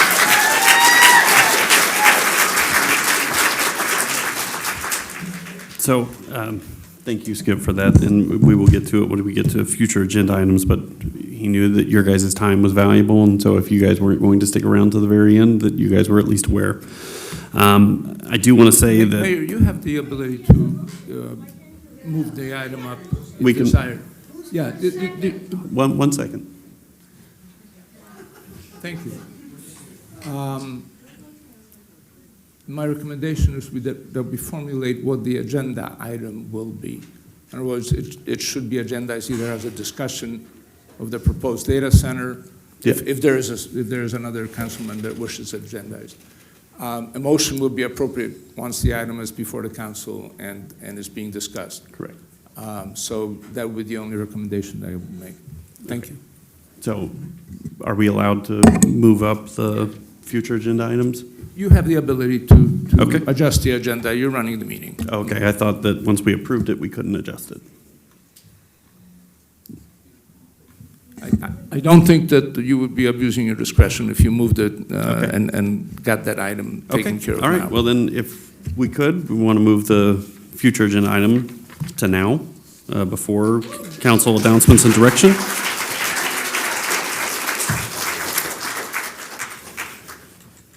Now, Skip. Take what I said, play it back. Do I have to repeat it? No. I got you, sir. Put what I said on the future agenda for either the next meeting or a forthcoming meeting behind that. I understand, Mr. Chairman, if I may, that the small power plant exception proposal is not yet actually before the California Energy Commission. And I think you told me that. How did you learn? And is that indeed Again, the case? I would advise that we're really getting a little bit off track and starting to discuss the item that is not on the agenda. So if we are on the future agenda items, my recommendation would be that if council member wishes to put the item on the agenda, if there is another council member that will second that that item would then go on the agenda. So Councilman Gorman, is your motion then to have a discussion on the data center in due time, right? Well, I think he included a letter to be decided on by the board to, at the next meeting. So that's my question too, is that might. So we're trying to get clarification on the motion. Right, and so my concern is that the discussion. Can his I'm in mic favor, be turned up? But to require a vote on a topic that I think might be gleaned from a discussion, at that point, I would think that we would be taking in information and making decisions on how to act and decide as a board. So my concern is the second ask on the discussion, too far to go down that road at this point. That's why what I would recommend as an agenda item is simply agendizing it as a discussion. And then we can act from Of the that. data center that's being proposed in Inyo Kern. Right. Indeed, I would also I agree. I agree because motions come from long discussions. A sense of the room happens, and some discerning individual up here will articulate a motion. I know what I'm hopeful the motion may be. I don't think it'll miss, and I agree with you. It has to be somewhat spontaneous from the discussion. And so it doesn't need to be mentioned? Is that what you're saying in the future agenda items proposal? Yes. The proposal will be a discussion and action on the proposed. There you go. Okay, so I Discussion, second. action. Yeah. I'll second it. And may I recommend that item be put on the first meeting in June versus the next meeting in Yeah, because I do May? want to say that to the city's knowledge, the full application filed with the California Energy Commission has not yet been fully uploaded or deemed complete. The city understands additional application materials are expected to be submitted this week through a formal filing deadline has not yet been identified. Based on the city's current understanding, the anticipated next steps in the process are as follows. The California Energy Commission staff will review the application, determine when it's complete. Then there will be the initial environmental review documents that will be released. A public comment period on those environmental documents will open, typically for 30 to 45 days. The California Energy Commission will ultimately consider final action on the project, which is commonly several months after the application is deemed complete. I also want to, the 99 megawatts was discussed, but according to the materials that we read, it indicates that the initial phase of approximately 35 megawatts with the potential to expand to 70 and eventually 99 megawatts over time. So that's in conjunction with additional expansion. So we are taking this serious. We're trying to find as much information just like you guys are so that we can have an informed discussion on this, to answer questions, to be fully articulate in how we want to take on this issue. And so we need to have enough time that the documents are actually submitted so that we can then work with the other agencies or get with staff to coordinate a letter for this issue. Mr. Chairman, do I have a verbal second? Yeah, Yes, you've had you have two. a second from I myself. thank you. And so,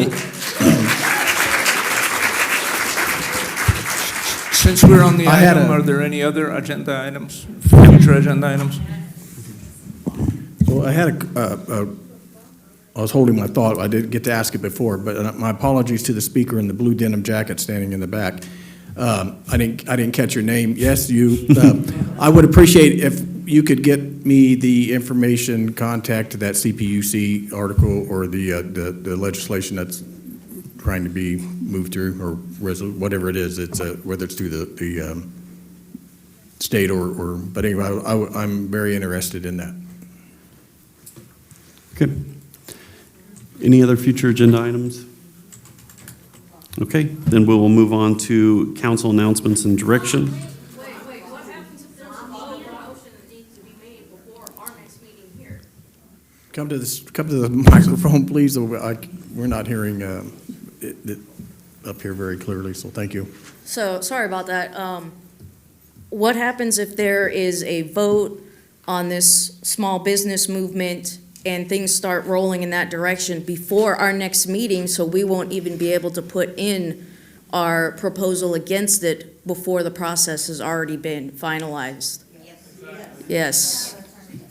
So that's what I was mentioning before, that the California Energy Commission is going to review the application once it's uploaded and complete.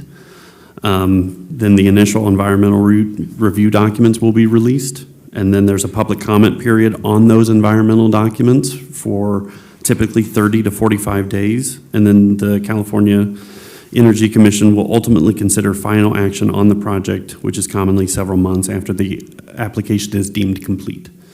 So there's time. Is this the Brown Act violation? This is not the agenda. Is this a Brown Act violation? This is not the agenda. Okay. So we'll move on to council announcements and direction. Are there any members of the council that would like to announce anything or direct staff? Okay. Next, we'll move on to the consent calendar. All items listed on consent are considered to be routine and non-controversial by city staff. Consent items may be approved by one motion if no member of the council or audience wishes to comment or ask questions. If comment or discussion is desired by anyone, the item will be removed from the consent calendar and will be considered in listed sequence with an opportunity for any member of the public to address the city council concerning the item before action is taken. Hey, There are three. Mayor? you want to take a break while people are exiting? Okay. Restart. So if you wish to stay for the rest, please sit. If you want to continue talking, if you can go out to the hallway, I'd appreciate it. We will now move on to the consent calendar. All items listed on consent are considered to be routine and non-controversial by city staff. Consent items may be approved by one motion if no member of the council or audience wishes to comment or ask questions. If comment or discussion is desired by anyone, the item will be removed from the consent calendar and will be considered in listed sequence with an opportunity for any member of the public to address the city council concerning the items before action is taken. There are 3 consent items listed on the posted agenda. Does any member of the council wish to have an item pulled? Does any member of the public wish to have an item pulled? Okay, seeing none. Yep. Good, take a motion. Can I have a motion? So moved. Second. There you go. Voting slides are up, gentlemen. I don't know where Mr. Heyman's at, but we only need 3 of you. Well, we have a quorum. That's what I'm saying, we only Yeah. need 3 of you, so we're waiting on Solomon. Solomon to vote. This. He was waiting for roll call. My apologies.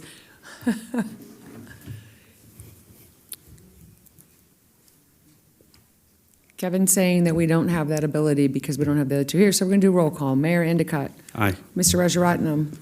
Mr. Gorman. Aye. 3 ayes, we are okay to move forward. Thank you. All right, next we will move on to discussion or action items. First listed is number 9.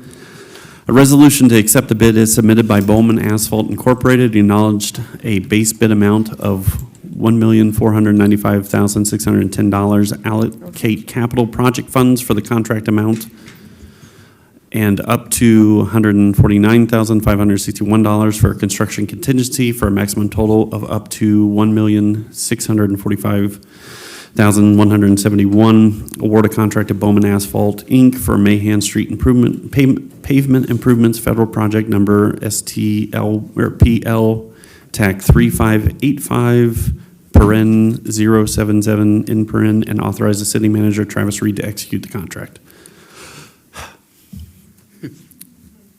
Sir? Good evening, Mayor and members of the City Council. The item before you tonight is a resolution to accept the bid submitted by Bowman Asphalt, Inc. for the Mayhem Street Pavement Improvement Project, and to authorize the city manager to execute the contract. This improvement project is a part of Phase 1 of the Mayhem Street improvement and includes work along Mayhem Street from Baldwin Road to Dolphin Avenue. The original engineer's opinion of profitable cost was $1,998,973.40, and included a 50 working days after award.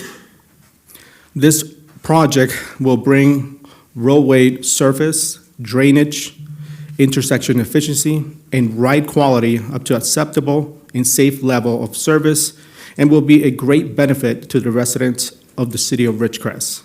This project also will require partnering with Kern County to allow for an additional 10 feet of right-of-way to be utilized on the west side of the project as the city-county line runs along the center line of Mayhem Street. The additional 10 feet of right-of-way will allow for a 2 full traffic lane widths along with a 12-foot bike and parking lane, significantly improving roadway safety. Under the current conditions, only one lane of traffic can be accommodated, and vehicles routinely travel into unimproved areas to avoid collisions. This section of roadway has experienced numerous accidents, including a fatality, and is in significant need of improvement. On April 21st, 2026, the city opened bids for the project and received a total of 5 bids from qualified contractors, ranging from $1.4 million to $2.1 million. After review by the city staff and the city's consultant, Wilden Engineering, Baldwin Asphalt Inc. was determined to be the lowest responsive and responsible bidder with a base bid amount of $1,495,610. Now, staff is requesting council to accommodate project funds for the contract amount and a 10% construction contingency of $149,561,000 for a total project authorized amount not to exceed $1,645,000 with $171. Funding for this project will be provided through Regional Surface Transportation Program, also known as RSTP funds, alongside with local Measure V funds allocated to Capital Project Fund account. Therefore, the city staff recommends the council to allocate capital project funds, award the construction contract for the Mayhem Street pavement improvement project to Baldwin Asphalt Inc., authorize the finance director to amend the budget and create the necessary purchase order, and authorize the city manager, Travis Reed, to execute the contract documents. I'm available for questions. Thank you, sir. Thank you. Thank you. Could you give me the start and streets? Shut off again. Yes. The start and end points of the project? Yes, this is part of Phase 1. It starts from Bowman Road to Dolphin Avenue. And do we have a rough estimate of Phase 2 timeframes? Yes, Phase 2, it starts from Dolphin Avenue and it goes all the way to Springer Avenue. And we're currently anticipating opening a bid in January of 2027. With the goal of going all the way out to? Springer Avenue, that's right. To Springer? Yes, that'll be the city jurisdiction line. Okay. Thank you for that. Any other comments? It's my hope, my friend, while we're still here, vertical, ambulatory, and coherent, that Mayhem be finished all the way to Ridgecrest Boulevard in the north. I trundle down that street every single day, twice a day. And it's small, it's becoming a real mess. And I appreciate Phase 1 and Phase 2. Is there a Phase 3? Not at the moment, but we can look into it. Yeah, as long as you and I are around, we'll get there. I thank you. So is the expectation that Phase 1 will be done within 50 days? Correct. And what happens if there's any delays or anything that extends it past 50 days? Are they held accountable for that time? So typically in our contracts, we have a liquidated damages section. Liquidated damages range, depending on the project, from $500 to $1,500 a day if they should go over that, and it is a fault of the contractor. If we authorize additional work, we use the change order process to authorize monies as well as time extensions on the contract. Okay. So. Thank you. I was going to say, the contract says that they should have a performance bond, so they're bound by that performance bond to complete in Okay. time. Councilman Oh, Blake? okay. Oh, sorry. So, no. So, Mr. Molina, thanks for the presentation. I think this is the first time you are doing it, right? Yes. Great job, I appreciate that. Thank you. So, when is the project expected to start? Any idea? Yes, if it's awarded, then it should start this month. And so then after 50 working days, we're expecting completion to be in August. So do we notify public that we'll be closing? Correct. Okay, right, thank you. Councilman Blake? Yeah, I don't, oh my gosh, this thing got turned off. I didn't know if you had any portion that was RSTP, is that what you said at the beginning? Yes. Okay, what's the portion of that? Travis, I'm not trying to jump over Luis, but. Yeah, I have it here. So the funds for the RSTP funds are around 88%. That means the local funds, Measure V, it's around 11.5%. Cool, thank you, I appreciate that. If I remember, Councilman Blades, I think our RSTP award was $1,671,000. Obviously, with the project coming in less and us having a local match, I'm sure Public Works will extend the boundaries of the project and make sure we get the full benefit of what we were awarded. Whatever we can do. Yep. Exactly. Yep, thank you. Thank you. Are there any members of the public that wish to comment?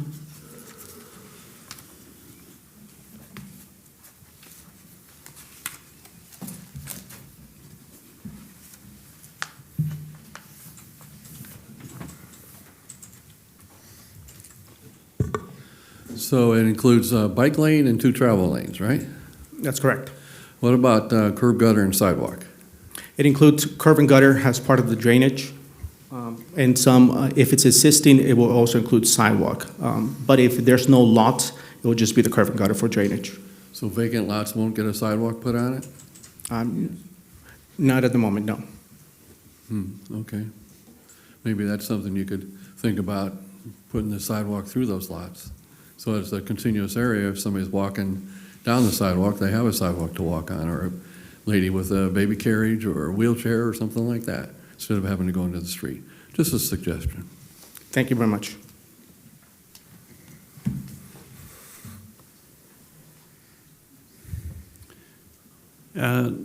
Any other public comment here? No, I see the light is on. Caller, go ahead. Hello, this is Mike Sanat. Hello. Travis, I'm thrilled to hear you're doing Mahan. You know, I've driven that stretch probably 5,000 times without injury. And I just wanted to get some input on, and I heard Tom ask about it's going to be 2 lanes. Were I still there, I would be happy to be involved in the planning. I made a suggestion, I don't know, 10 years ago, to tie in the bike path, Bowman Bike Path, up from where it ends in on help me out here, which street where the Bowman Bike Path ends? Downs. Downs, yeah. If you could extend that up to Mahan and tie that in with the bike path that you're going to construct on Mahan, it takes all the way across to South China Lake Boulevard. I think that would be a real nice quality of life addition for cyclists. And I'm glad to hear you're only doing 2 lanes. I was afraid you were going to do something like a 4-lane. So that's a good, and that leaves a lot of room on I think the west side of Mahan for bridle paths or off the side of the road bike path. So anyway, I just thought I'd say I'm happy to hear that is being taken care of, and I know you've been working real hard to improve the streets, and that was the one street that really needed to get the attention in the city. So I'm happy to see that. Thank you. Thank you, Mike. Any other members of the public wish to comment? Seeing none, do I have a motion? So moved. Second. Motion and second. Please vote. Thank you, Luis. Thank you, Luis. Five ayes, motion carries. I can't get my, there it goes. I finally kicked on. 5 ayes, motion carries. All right, we will move on to item number 10, a resolution of the City Council of the City of Ridgecrest approving the 2025 Annual Progress Report, APR, for the General Plan and Housing Element with RHNA Progress.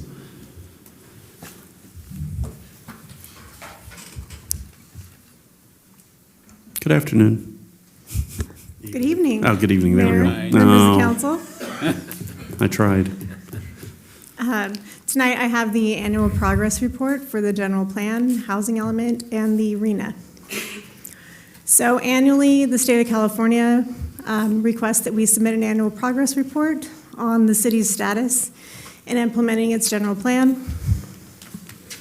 Our general plan includes the land use, military sustainability, community design, open space and conservation, health and safety, circulation, and housing.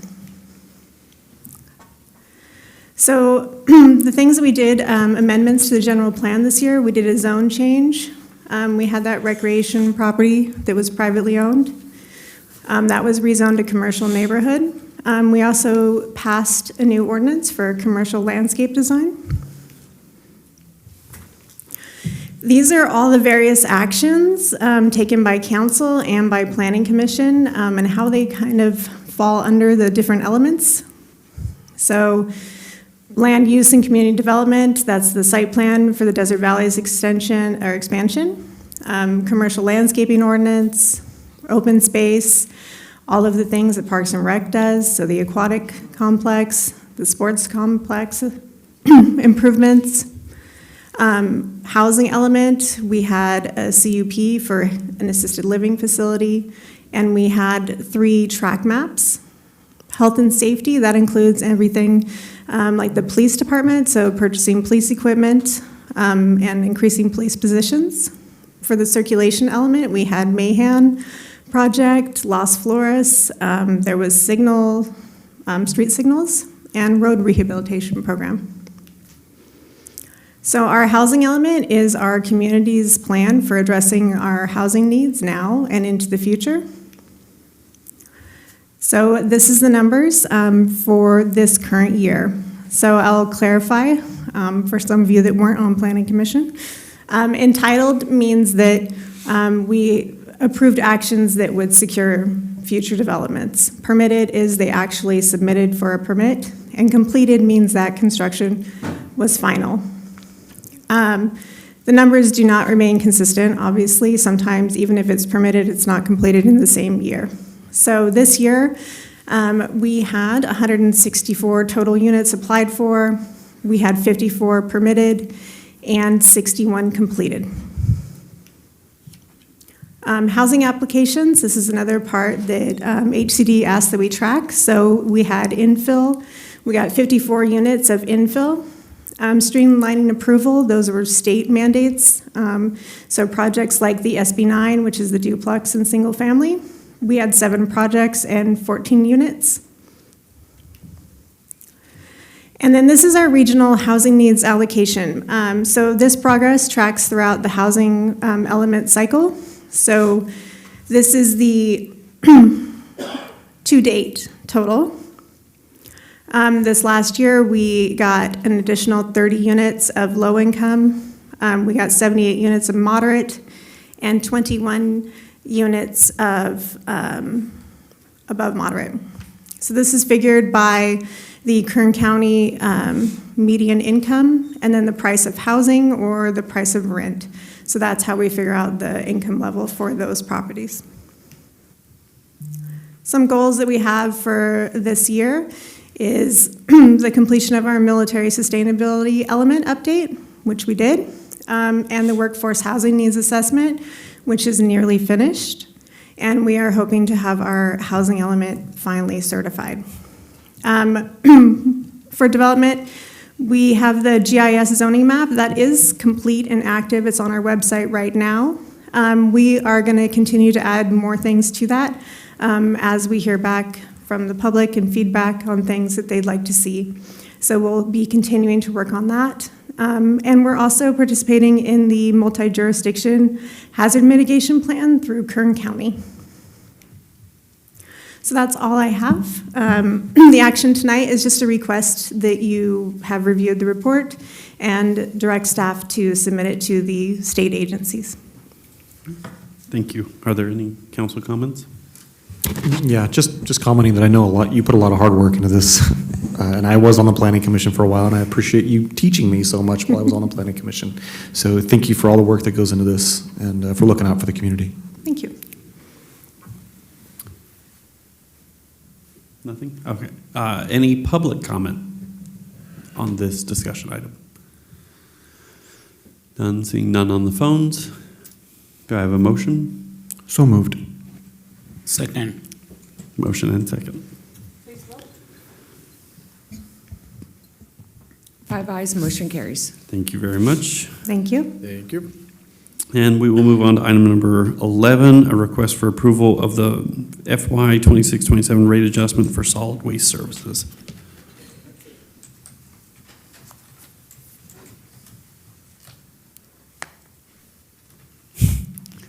I assume there was a presentation. Yes, there is. Just straight to a vote.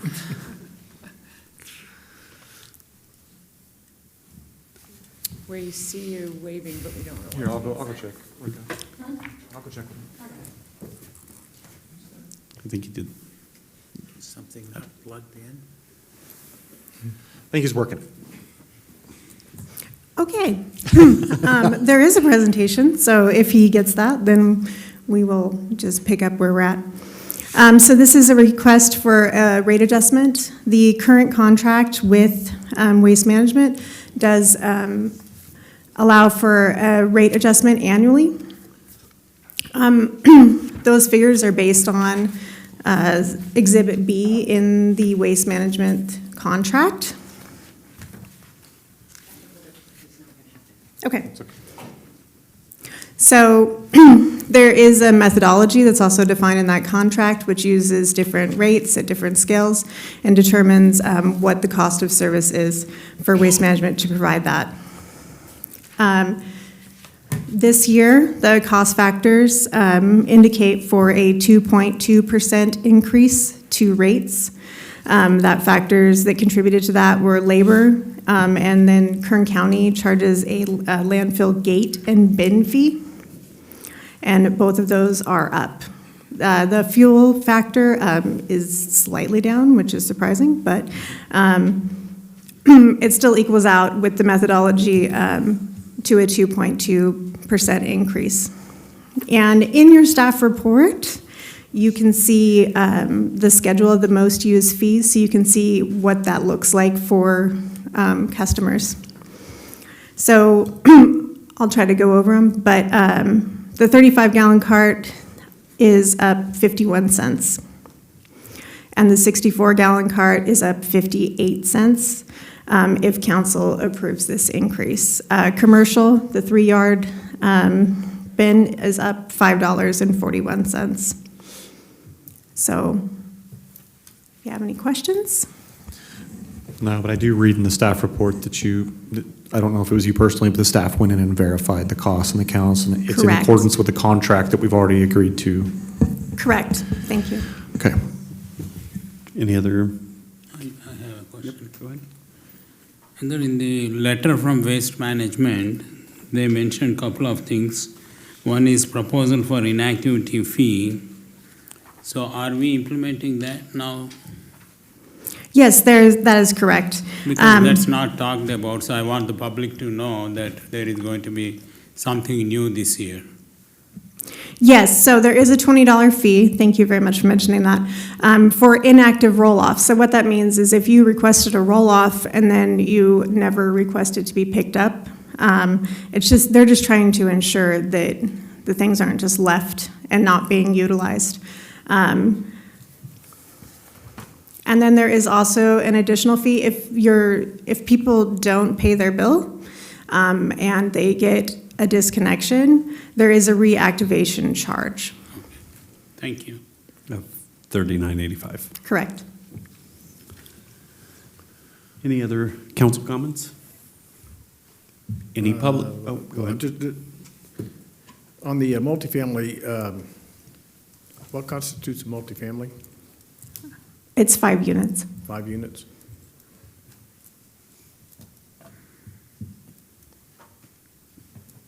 I'm just weighing the proportionality of the increases on the containers, on the individual residences versus the multifamily, if it's like on par. But I don't know. It's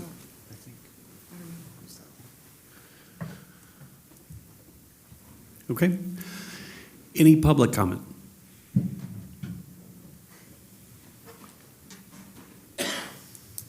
Well, hello, Mike Citra. I just wanted to, put my 2 cents in. My place of business, which I rent, and the landlord does the trash. He pays the trash, and I got disconnected, and it was Waste Management's fault. The bill was paid, and they had just put it on the wrong account. And so, those big guys came and stole my bins for a week, and then they came back. So it would be silly to charge the landlord the $39 for their fault. So, I don't know, that's my 2 cents, but, thank you. Thank you. I can address that. If there is an issue where something happens, Waste Management staff can always help, but also you can contact me and we can figure that out. If there's an issue, we've had weird things come up in the past and we've been able to resolve that for people without a problem. Okay, So, that would be helpful because, we were both at wit's end trying to get Waste Management on the phone to resolve this and it was, Yeah, we'll call you next time. Thank you so much. Yeah, so Mike, I will say that what we found out during the SB 1383 rollout, when there was, when the organic bins were coming up, we found out there was sometimes a difference between, like, there's a regional waste management, and it's an enormous corporation, and then there's the local representatives, and then of course also the city staff. And the difference between those two is different because even sometimes some of our rules and regulations are different, even just for Ridgecrest. And so being able to talk to a representative, a local regional representative, is different than talking to the national. And I know that Heather has all those numbers. So it's, and I found that they were very responsive and they were very accommodating to any requests that we had, and it was a lot during that time. No, that's good to know. While you're offering your problem-solving services, maybe, the bins, our roll-off bins are always getting squished and broken and smashed. And, my neighbor is really into why that's happening, and he asks the drivers, and he's like, well, the truck's broken, and it's not my job to fix the truck. So he just drives the truck. And it's like, then we have to call corporate or whatever and get somebody on the phone to replace the bins. And I just feel like that's raising the prices of things. I know those bins aren't cheap, and for them to come out and crush it and then have to get replaced, like, basically yearly, I don't know. I wish they would just adjust the trucks so it doesn't. Anyway, thank you. Thank you, Mike. thank you. Any other members? Is that on? Any other members of the public wish to comment? All right, seeing none, do we have a motion? So moved. And a second? Second. Please vote. In 1 second. There you go. Thank you, Five ayes, Heather. motion carries. Thank you, Ashley. All right, we will move on to committee reports. First, we have Economic Development Committee, the report from May 4th. Yes, sir. We did meet on the 4th. And there wasn't a whole lot to discuss, and that's okay. Committees usually often go that way. But I can say that the Dumpling Street opened up, and that's huge. I have not been there yet, but I plan to get there. Urban Nail Lounge is open. I have talked to somebody who went there. They were a big fan, and The Works is making progress towards getting open. So, And is that the old Arby's? yeah, Okay. yeah. Well, I guess if you're Well, a, the new if you're a Arby's, townie, it's yeah. the new old Arby's. Yeah, yeah. Right. And I'm a townie, so the old Arby's is where Wendy's is now. Yep. But yes. And there was just a report that Food Truck Fridays really seem to be going well. People are responding well to it. So Food Truck Fridays are going to continue. Thank you. For Finance Committee, the next meeting will be May 12th at 5:30, City Hall Conference Room B on the first floor. Infrastructure, the report from April 23rd. Councilman Blades, do you have that? Yes, sir. We did meet, and I can tell you that there were a couple of items. It was, we had some electric bikes. So a member of the public wanted us to talk about electric bike scooters. The PD said that they would do some outreach and some discussions, so that's mitigated. Weeds for commercial and residential, I know that code they're on it, and there is progress towards all that, so no worries. And then Raider, somebody brought up Raider, and there is going to be some work on Raider in 2027 is what's proposed. But I need to caveat that I've been in infrastructure committee for a while, and that schedule will slide sometimes. And then sometimes, before you know it, a road it moves to the left because they happen to have some asphalt and things were going and the progress shifted. So there's some fluidity, but 27 is the proposed. Over. Who was that? I don't know. Member of the public. Okay. Member All of the right. public. Just checking. All right. Next, Parks, Rec, and Quality of Life. The next meeting is June 2nd, 5:30 here in City Hall Council Chambers. We'll move on to other committees, boards, or commissions. He always looks at me when he says that. We'll be having the East Kern Air Pollution Control District meeting. They meet in Tehachapi. I visit them online. And I think I'll end up having to go through with that particular little committee, just as we went through here tonight, to get the data center issue that has 30 kilowatt diesel-fired generators associated with it.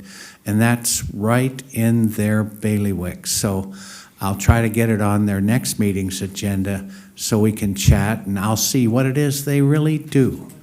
Also, I went to the Public Lands Roundtable, which is a fun meeting. It's always a fun meeting. It's over in the BLM meeting, the BLM building on Richmond.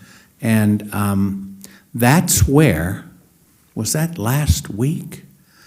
That's where Charlie or George, the water district manager, Kroll, wasn't there. He's getting short, so he was moving his stuff. And another fellow who I wasn't real knowledgeable of was chairing the meeting. And he's the one who mentioned to me, very dismissively perhaps, there's a data center going up in Inyokern. And when asked about it, I was handed a website for the Southern California Edison where this item seemed to appear. So that made it manifest in my mind. And I dropped a Facebook post asking, has anybody heard anything about a data center in Inyokern? I was thinking at the time, is Inyokern big enough to swallow a data center? It's barely.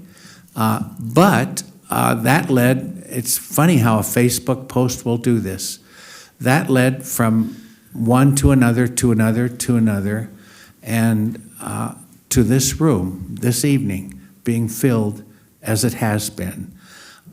People react, they find out more, and I got to meet with this group that was mostly here tonight in a big part of John's Pizza, and they were, that's a noisy room, and that group, filled with enthusiasm and kinetics and noise, had me talk to them about this, and I didn't have much to share because I didn't know much, but I've been on the internet and YouTube and Facebook learning what I can. I urge everybody to.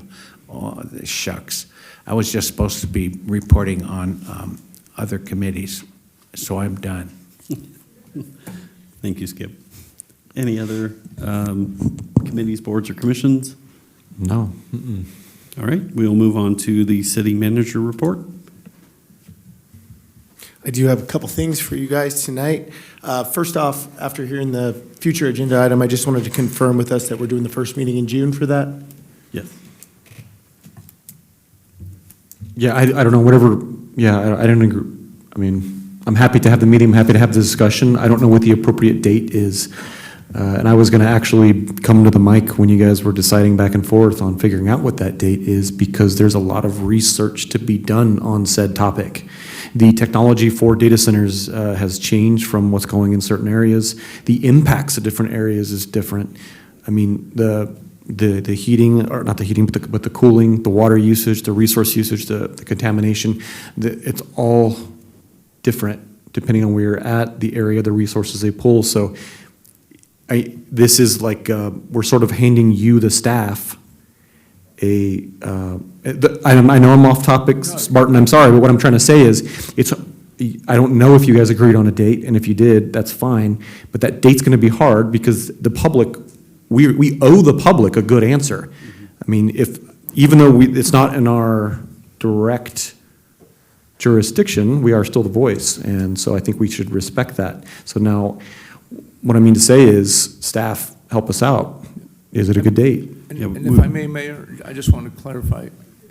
So But it's already been put on the the agenda. item can be put on the agenda for discussion, and the council obviously can discuss the subject matter with some potential staff report. But is it the request of the council that city staff prepares research pertaining to these issues and does work on this? I don't. Well, then I'm mistaken. I guess when we bring something to the public, I just like to be knowledgeable on that topic, so I kind of assumed that was implied. But if it's just a discussion item, then. I mean, I think it behooves us all to be informed for it, and if that means that we have to do our own individual research on it, and by collecting the data that is submitted, which I assume the deadline is this week, and so we'll get more information. If that first meeting in June is enough for us to gather as much information as I assume the public will come armed with, then I want to do it as soon as possible so that the public can know what they need to do, and we know what we need to do in a timely manner for whatever their process is to get things. So in my opinion, if the council's fine with the first meeting in June, that's what I would like. I'm fine with any date. I wouldn't care if it was the next meeting. I really don't care what the date is. I mean, the public wants to have the discussion. It seems like beyond what we already did, so I think that that's a fair ask. I just was trying to get at when. What are we getting at and when? June 2nd, first meeting in June. I think as long as that goes with the council is fine with that, or have no I'm fine with objections? it. I have a question in regards to what the legal parameters are from the city in what we, can and can't do, and should that be a closed session item, or is that part of a discussion? No, it's not a closed session item, Okay. and we can provide more discussion depth. I mean, the environmental impact report or whatever form of that will be hopefully on the website by then. And certainly, council has the ability to discuss any potential impacts that the project may or may not have on the city, on our population. And act accordingly. If comments are appropriate to the environmental documents, if we can submit comments, if simply a letter responding to it, whether it's opposition or support, whatever the council decides, we can be directed to do that. We don't have any jurisdictional power over the project, but we do have the power to comment and to submit a position of the city council on behalf of the city on this project. That's exactly what I was wanting to hear, so thank you, sir. All right, I appreciate that, as I will be on travel for you all on the the next May meeting, so. With a smile. What? I say with a smile.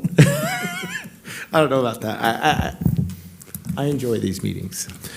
Second thing is, after some discussion among staff and with availability for your guys' schedules, I would like to move the budget workshop from the 27th of May to June 10th, which will effectively push our budget approval to June 17th, if that is acceptable with the council.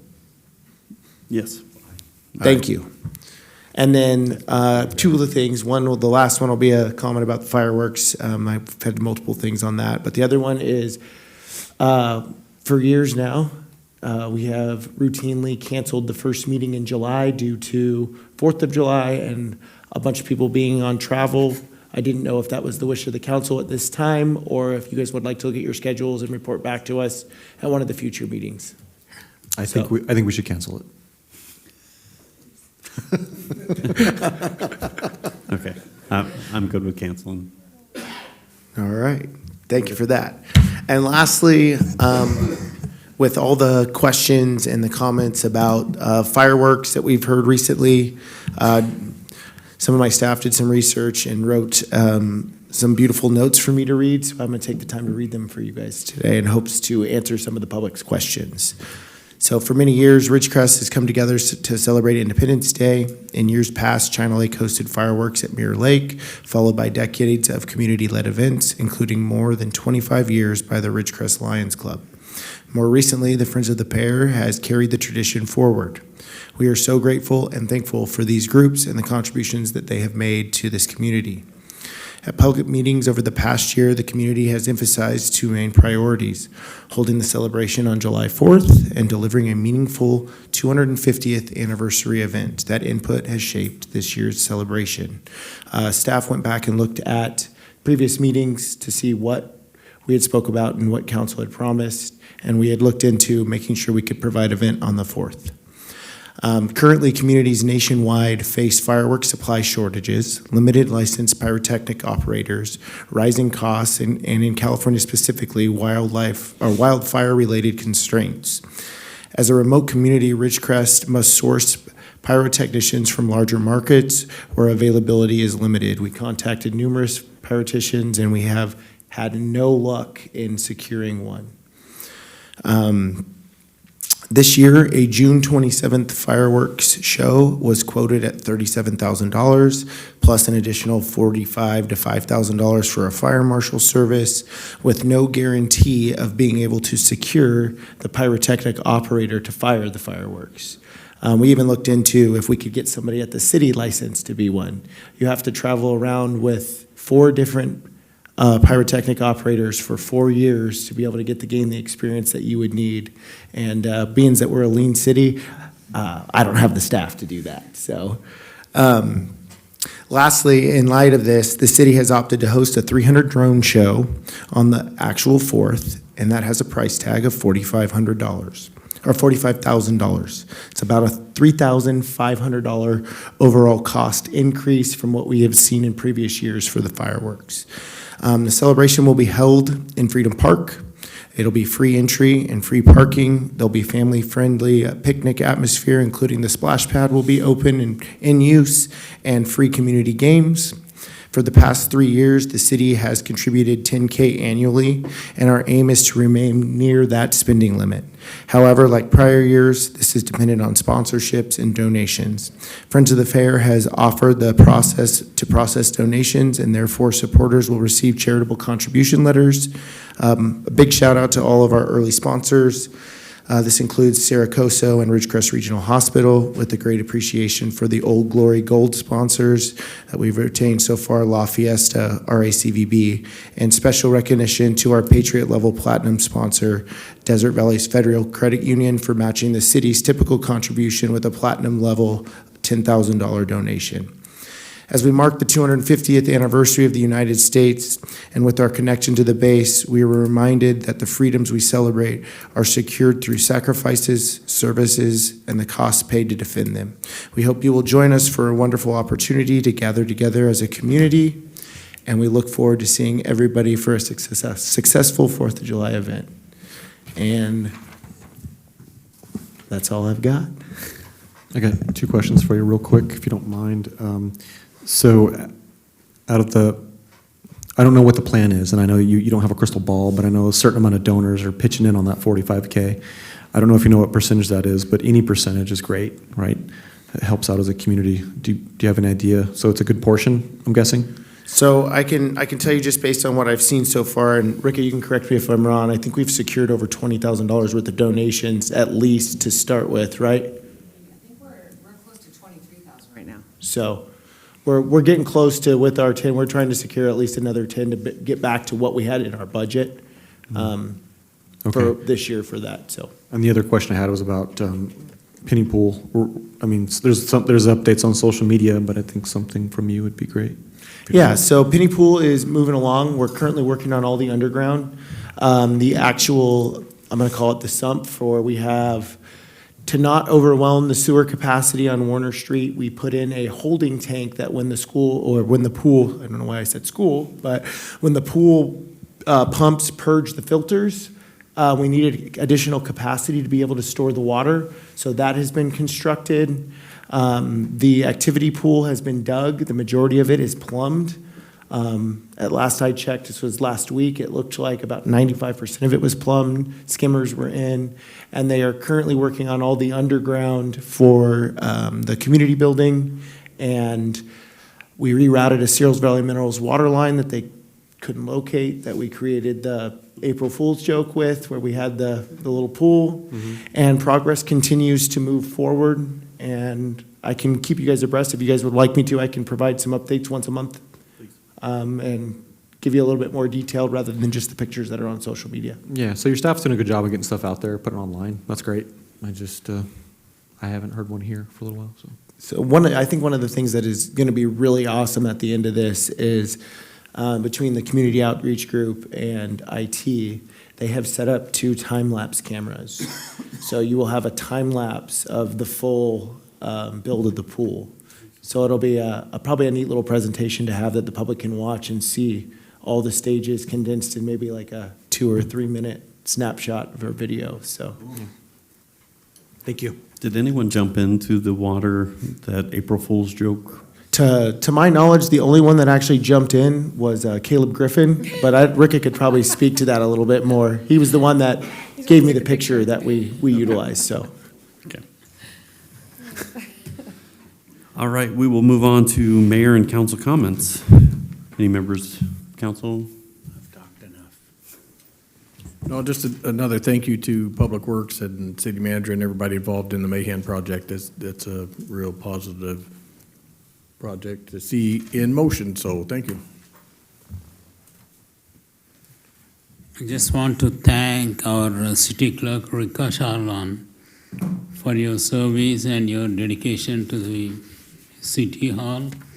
No, last month we missed. It was Administrative Professional Day, so somehow we missed that. So we want, as a city council, we want to recognize that we really appreciate what you do for us. Thank you. It is, if I may jump in after that, it is Municipal Clerks Week this week. We have done a little something special for her this week. And in the past, I have noticed that we did not honor Municipal Clerks Week, so we will be doing that. And even if we have to do it, it's better late than never. So we will be bringing that to you guys here shortly. Awesome. Yeah. Thank you. Appreciate you. Councilman Blades? No, I appreciate all the comments tonight. It was good that people came out and got up to the podium. That's all good stuff. Mr. Mayor, I don't know if you're going to have some comments later on, also talking about the data center. I do think it's important that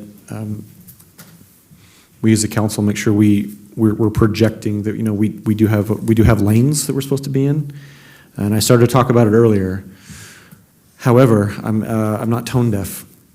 That we may not have jurisdiction, but we have a voice on this council, and I think that's important. So there's no reason why we can't. But that has to be, in my mind, so this is my own personal opinion, it should always be informed.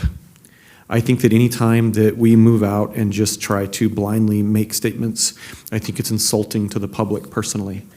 When I was elected and then when I was reelected, every single time I went and talked to anybody to get a signature, when I talked to anybody on the street during election season, they would always ask me, how are you going to do things? What is your approach? I said, simple. It's going to be methodical, and I'm going to do my research. I can't offer any more than that. Any more than that would be a lie. And I think it's the same thing with this topic, whether it's a hard, heated, emotional topic or whether it's small stuff like we're approving a contract for Mahan. Not small and monetary, but you know what I mean. So all that stuff has to be approached methodical, and this is the same way. So like I started to reference earlier, data centers nationally rolled out in rural communities horribly. Damaging costs to utilities are socialized, and they just end up going up exponentially without any notification. It's all in all not been a great scenario. So if we were the deciding body and we had to decide right now, tonight, of course, I'd be like, yeah, horrible idea, until environmental impacts are figured out. It should also be stated that just like every other industry, there are changes and advancements, and that's happening. That's not me being pro or negative. I'm just saying that I think that when we approach this at whatever next meeting it is, June the 2nd, and we're talking about this, we're doing it with them. I believe, or at least my approach is going to be measured and methodical, and should there be a discussion about any kind of a letter, it should certainly, in my opinion, it should be asking to clarify, to quantify, and if it does end up going through, right, because we don't have jurisdiction and the county doesn't see a problem and the state doesn't see a problem and it moves right past, all that, then I think it's fair to want, to talk to the developer, see if there can be concessions exacted. What I've seen, and I know I'm droning on, but I think it's important, this is a big topic. What I have seen, if you go look at all the different articles across the nation, is that sometimes that's exactly what different areas have had to do, because their planning and their zoning were not set up very well. And so you could either get sued to high heaven by the developer because your own zoning wasn't, you tried to deny it and so basically you're the one breaking the law, or it gets approved and you exact concessions. All of those options are on the table, and none of them. And even though we don't have a jurisdiction, I think just making sure that we're talking to the powers that be, that we're having those conversations. That's the most fruitful thing we can do. So when a member of the public said, hey, what can we do? It's pure and simple. Make your voice heard at all of those tripwires and all of those milestones. And I know, Mr. Mayor, because I've seen how you've conducted yourself ever since you took office, I know you're going to be having the appropriate conversations with our higher electeds, and I appreciate that. So just know that if you're listening still, probably went home and you're eating or you're asleep, if you're listening still, I can say that we all heard you. And I do have faith that we'll do what we can, but we need to have a methodical and measured approach, because that's respecting the people who have voted for us, and that's respecting the voice that we do have, and not making knee-jerk reactions. No, I will extend upon what you mentioned, that I don't know, I like to think before I speak. I like to research before I act. And when more documentation comes out, when more information is available, for the right way or the wrong way, depending on how you view this, right? I believe we will take the right approach. My information currently, my prior, using a Bayesian statistics idea, is clouded with everything that has come before, and the troubles that data centers bring. And until we get the data on whatever environmental study can be done, and if there's an ability for a full environmental study to be done, I'm sure that this governing body will try to get to that level. And so I don't want you as the public to misunderstand our reservation for lack of wanting to do anything. I just want to be as informed as possible, so that we can have the best approach possible and we're not missing any unknown unknowns. So I will say that based on the information currently available, the agencies and jurisdictions that may have permitting or regulatory authority that all of you can reach out to is Kern County, the Eastern Kern Air Pollution Control District, Inyo Kern Community Service District, Indian Wells Valley Water District, due to voluntary consolidation with the State Water Resource Control Board, Indian Wells Valley Groundwater Authority, SCE, Kern County Fire Department, California Department of Transportation, Indian Wells Valley Airport District, California Energy Commission, and potentially the United States Navy if airspace or operational compatibility issues arise. And if you would like more information, or if you would like to get this so that you can write it down, please see me after the meeting and I will get that to you. I also want to highlight, as we talked in the proclamation, we'll have the mayor's prayer breakfast tomorrow morning. Please come out. If you don't want to hear me speak, I'm sorry, I'm the keynote speaker. Probably have like a 10-minute speech for it, but I was able to go to that last year, and I was afforded the opportunity to speak. I did it off the cuff. This time I'll actually be reading, so no surprises. I also like an on this day type of thing. March 6, 1808. Skip, I think you would enjoy this one. The first college orchestra in the U.S. was founded at Harvard on this day in 1808. The last thing I want to discuss, and it's been itching at me, is the use of social media. I know I'm not the best at it, and I had an individual refer to Facebook and social media as the public commons, which was a term by Jürgen Habermas to talk about how we actually come to, in a democracy, the ability to engage. And I fervently believe that social media is just not that. You don't have to be you online. You can be a troll, you can be an avatar, you can just be sarcastic for the nature of just being sarcastic. I don't think that true dialogue happens online. I'm sure that someone out there, maybe we can have an anecdotal evidence that you read something and you became convinced of an issue. But generally, that's not what's happening online in social media. You are finding out sources to reinforce your own beliefs. They're your own echo chambers, right? And it's continual, right? I guarantee you can find a comment online that you guarantee that someone didn't or would not say to you in face-to-face, because they know that the social repercussions of some of the actions and attitudes and retorts online just don't measure up to what's happening in person. I prefer those face-to-face conversations.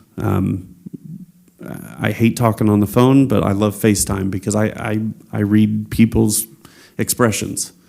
You can see how they're acting. You can probably understand sarcasm a little bit better by looking somebody in the eye than through text or just on the phone. And so if you see me, and a lot of people do because they recognize my shoes, right? Come and talk to me. I'll talk. I have my coworkers, they got me a little pin that I can wear that denotes my social battery when I'm feeling talkative and when I'm not feeling talkative. But if I'm out in the public, I want to talk, right? Interrupt me, talk to me. My daughter loves it because it reminds her that I'm the mayor and I'm her favorite person right now. But as for social media and the utility of it, it is good. But if we're thinking that we're actually getting honest discourse online, I think you're sadly mistaken. And I think we all can find examples in our own life when that's the case. But I do appreciate the city doing the movies in the park, Nights on Balsam, the city nights, getting out and just seeing that there are humans and that they're real people and that they have lives, that they have families and they have likes and they have interests. You know, there in the early part of me being mayor, I used this time to bang on the desk that 85% of the policy that is in this country right now, the left and the right actually agree on. And the last two instances of this chamber being full was Flock and this data center. And I guarantee you there are people on both sides of the aisle that vote either Democrat or Republican that came and made themselves heard on both of those issues. That 15% where we disagree, that's where the powers that be, you can consider them the media, the talking heads, the pundits, the whatever, that's where they want to divide us. And we need to not get sucked into that division and think that the other, whatever that is any less than a human being or any less than the life that they have. So that's what I have. That's what's on my heart. But with that, we'll go ahead and adjourn. I want to thank everybody for coming up. And the greatest fear that people have is public speaking. Number 2 is death. So people would much rather die than get up and public speak. And so I want to thank everyone that came up and had their voice heard. It really means a lot to us so that we know what the city is thinking. But with that, have a wonderful evening. Have a wonderful rest of your week. Go out, find somebody that disagrees with you, and just talk to them. Have a wonderful evening.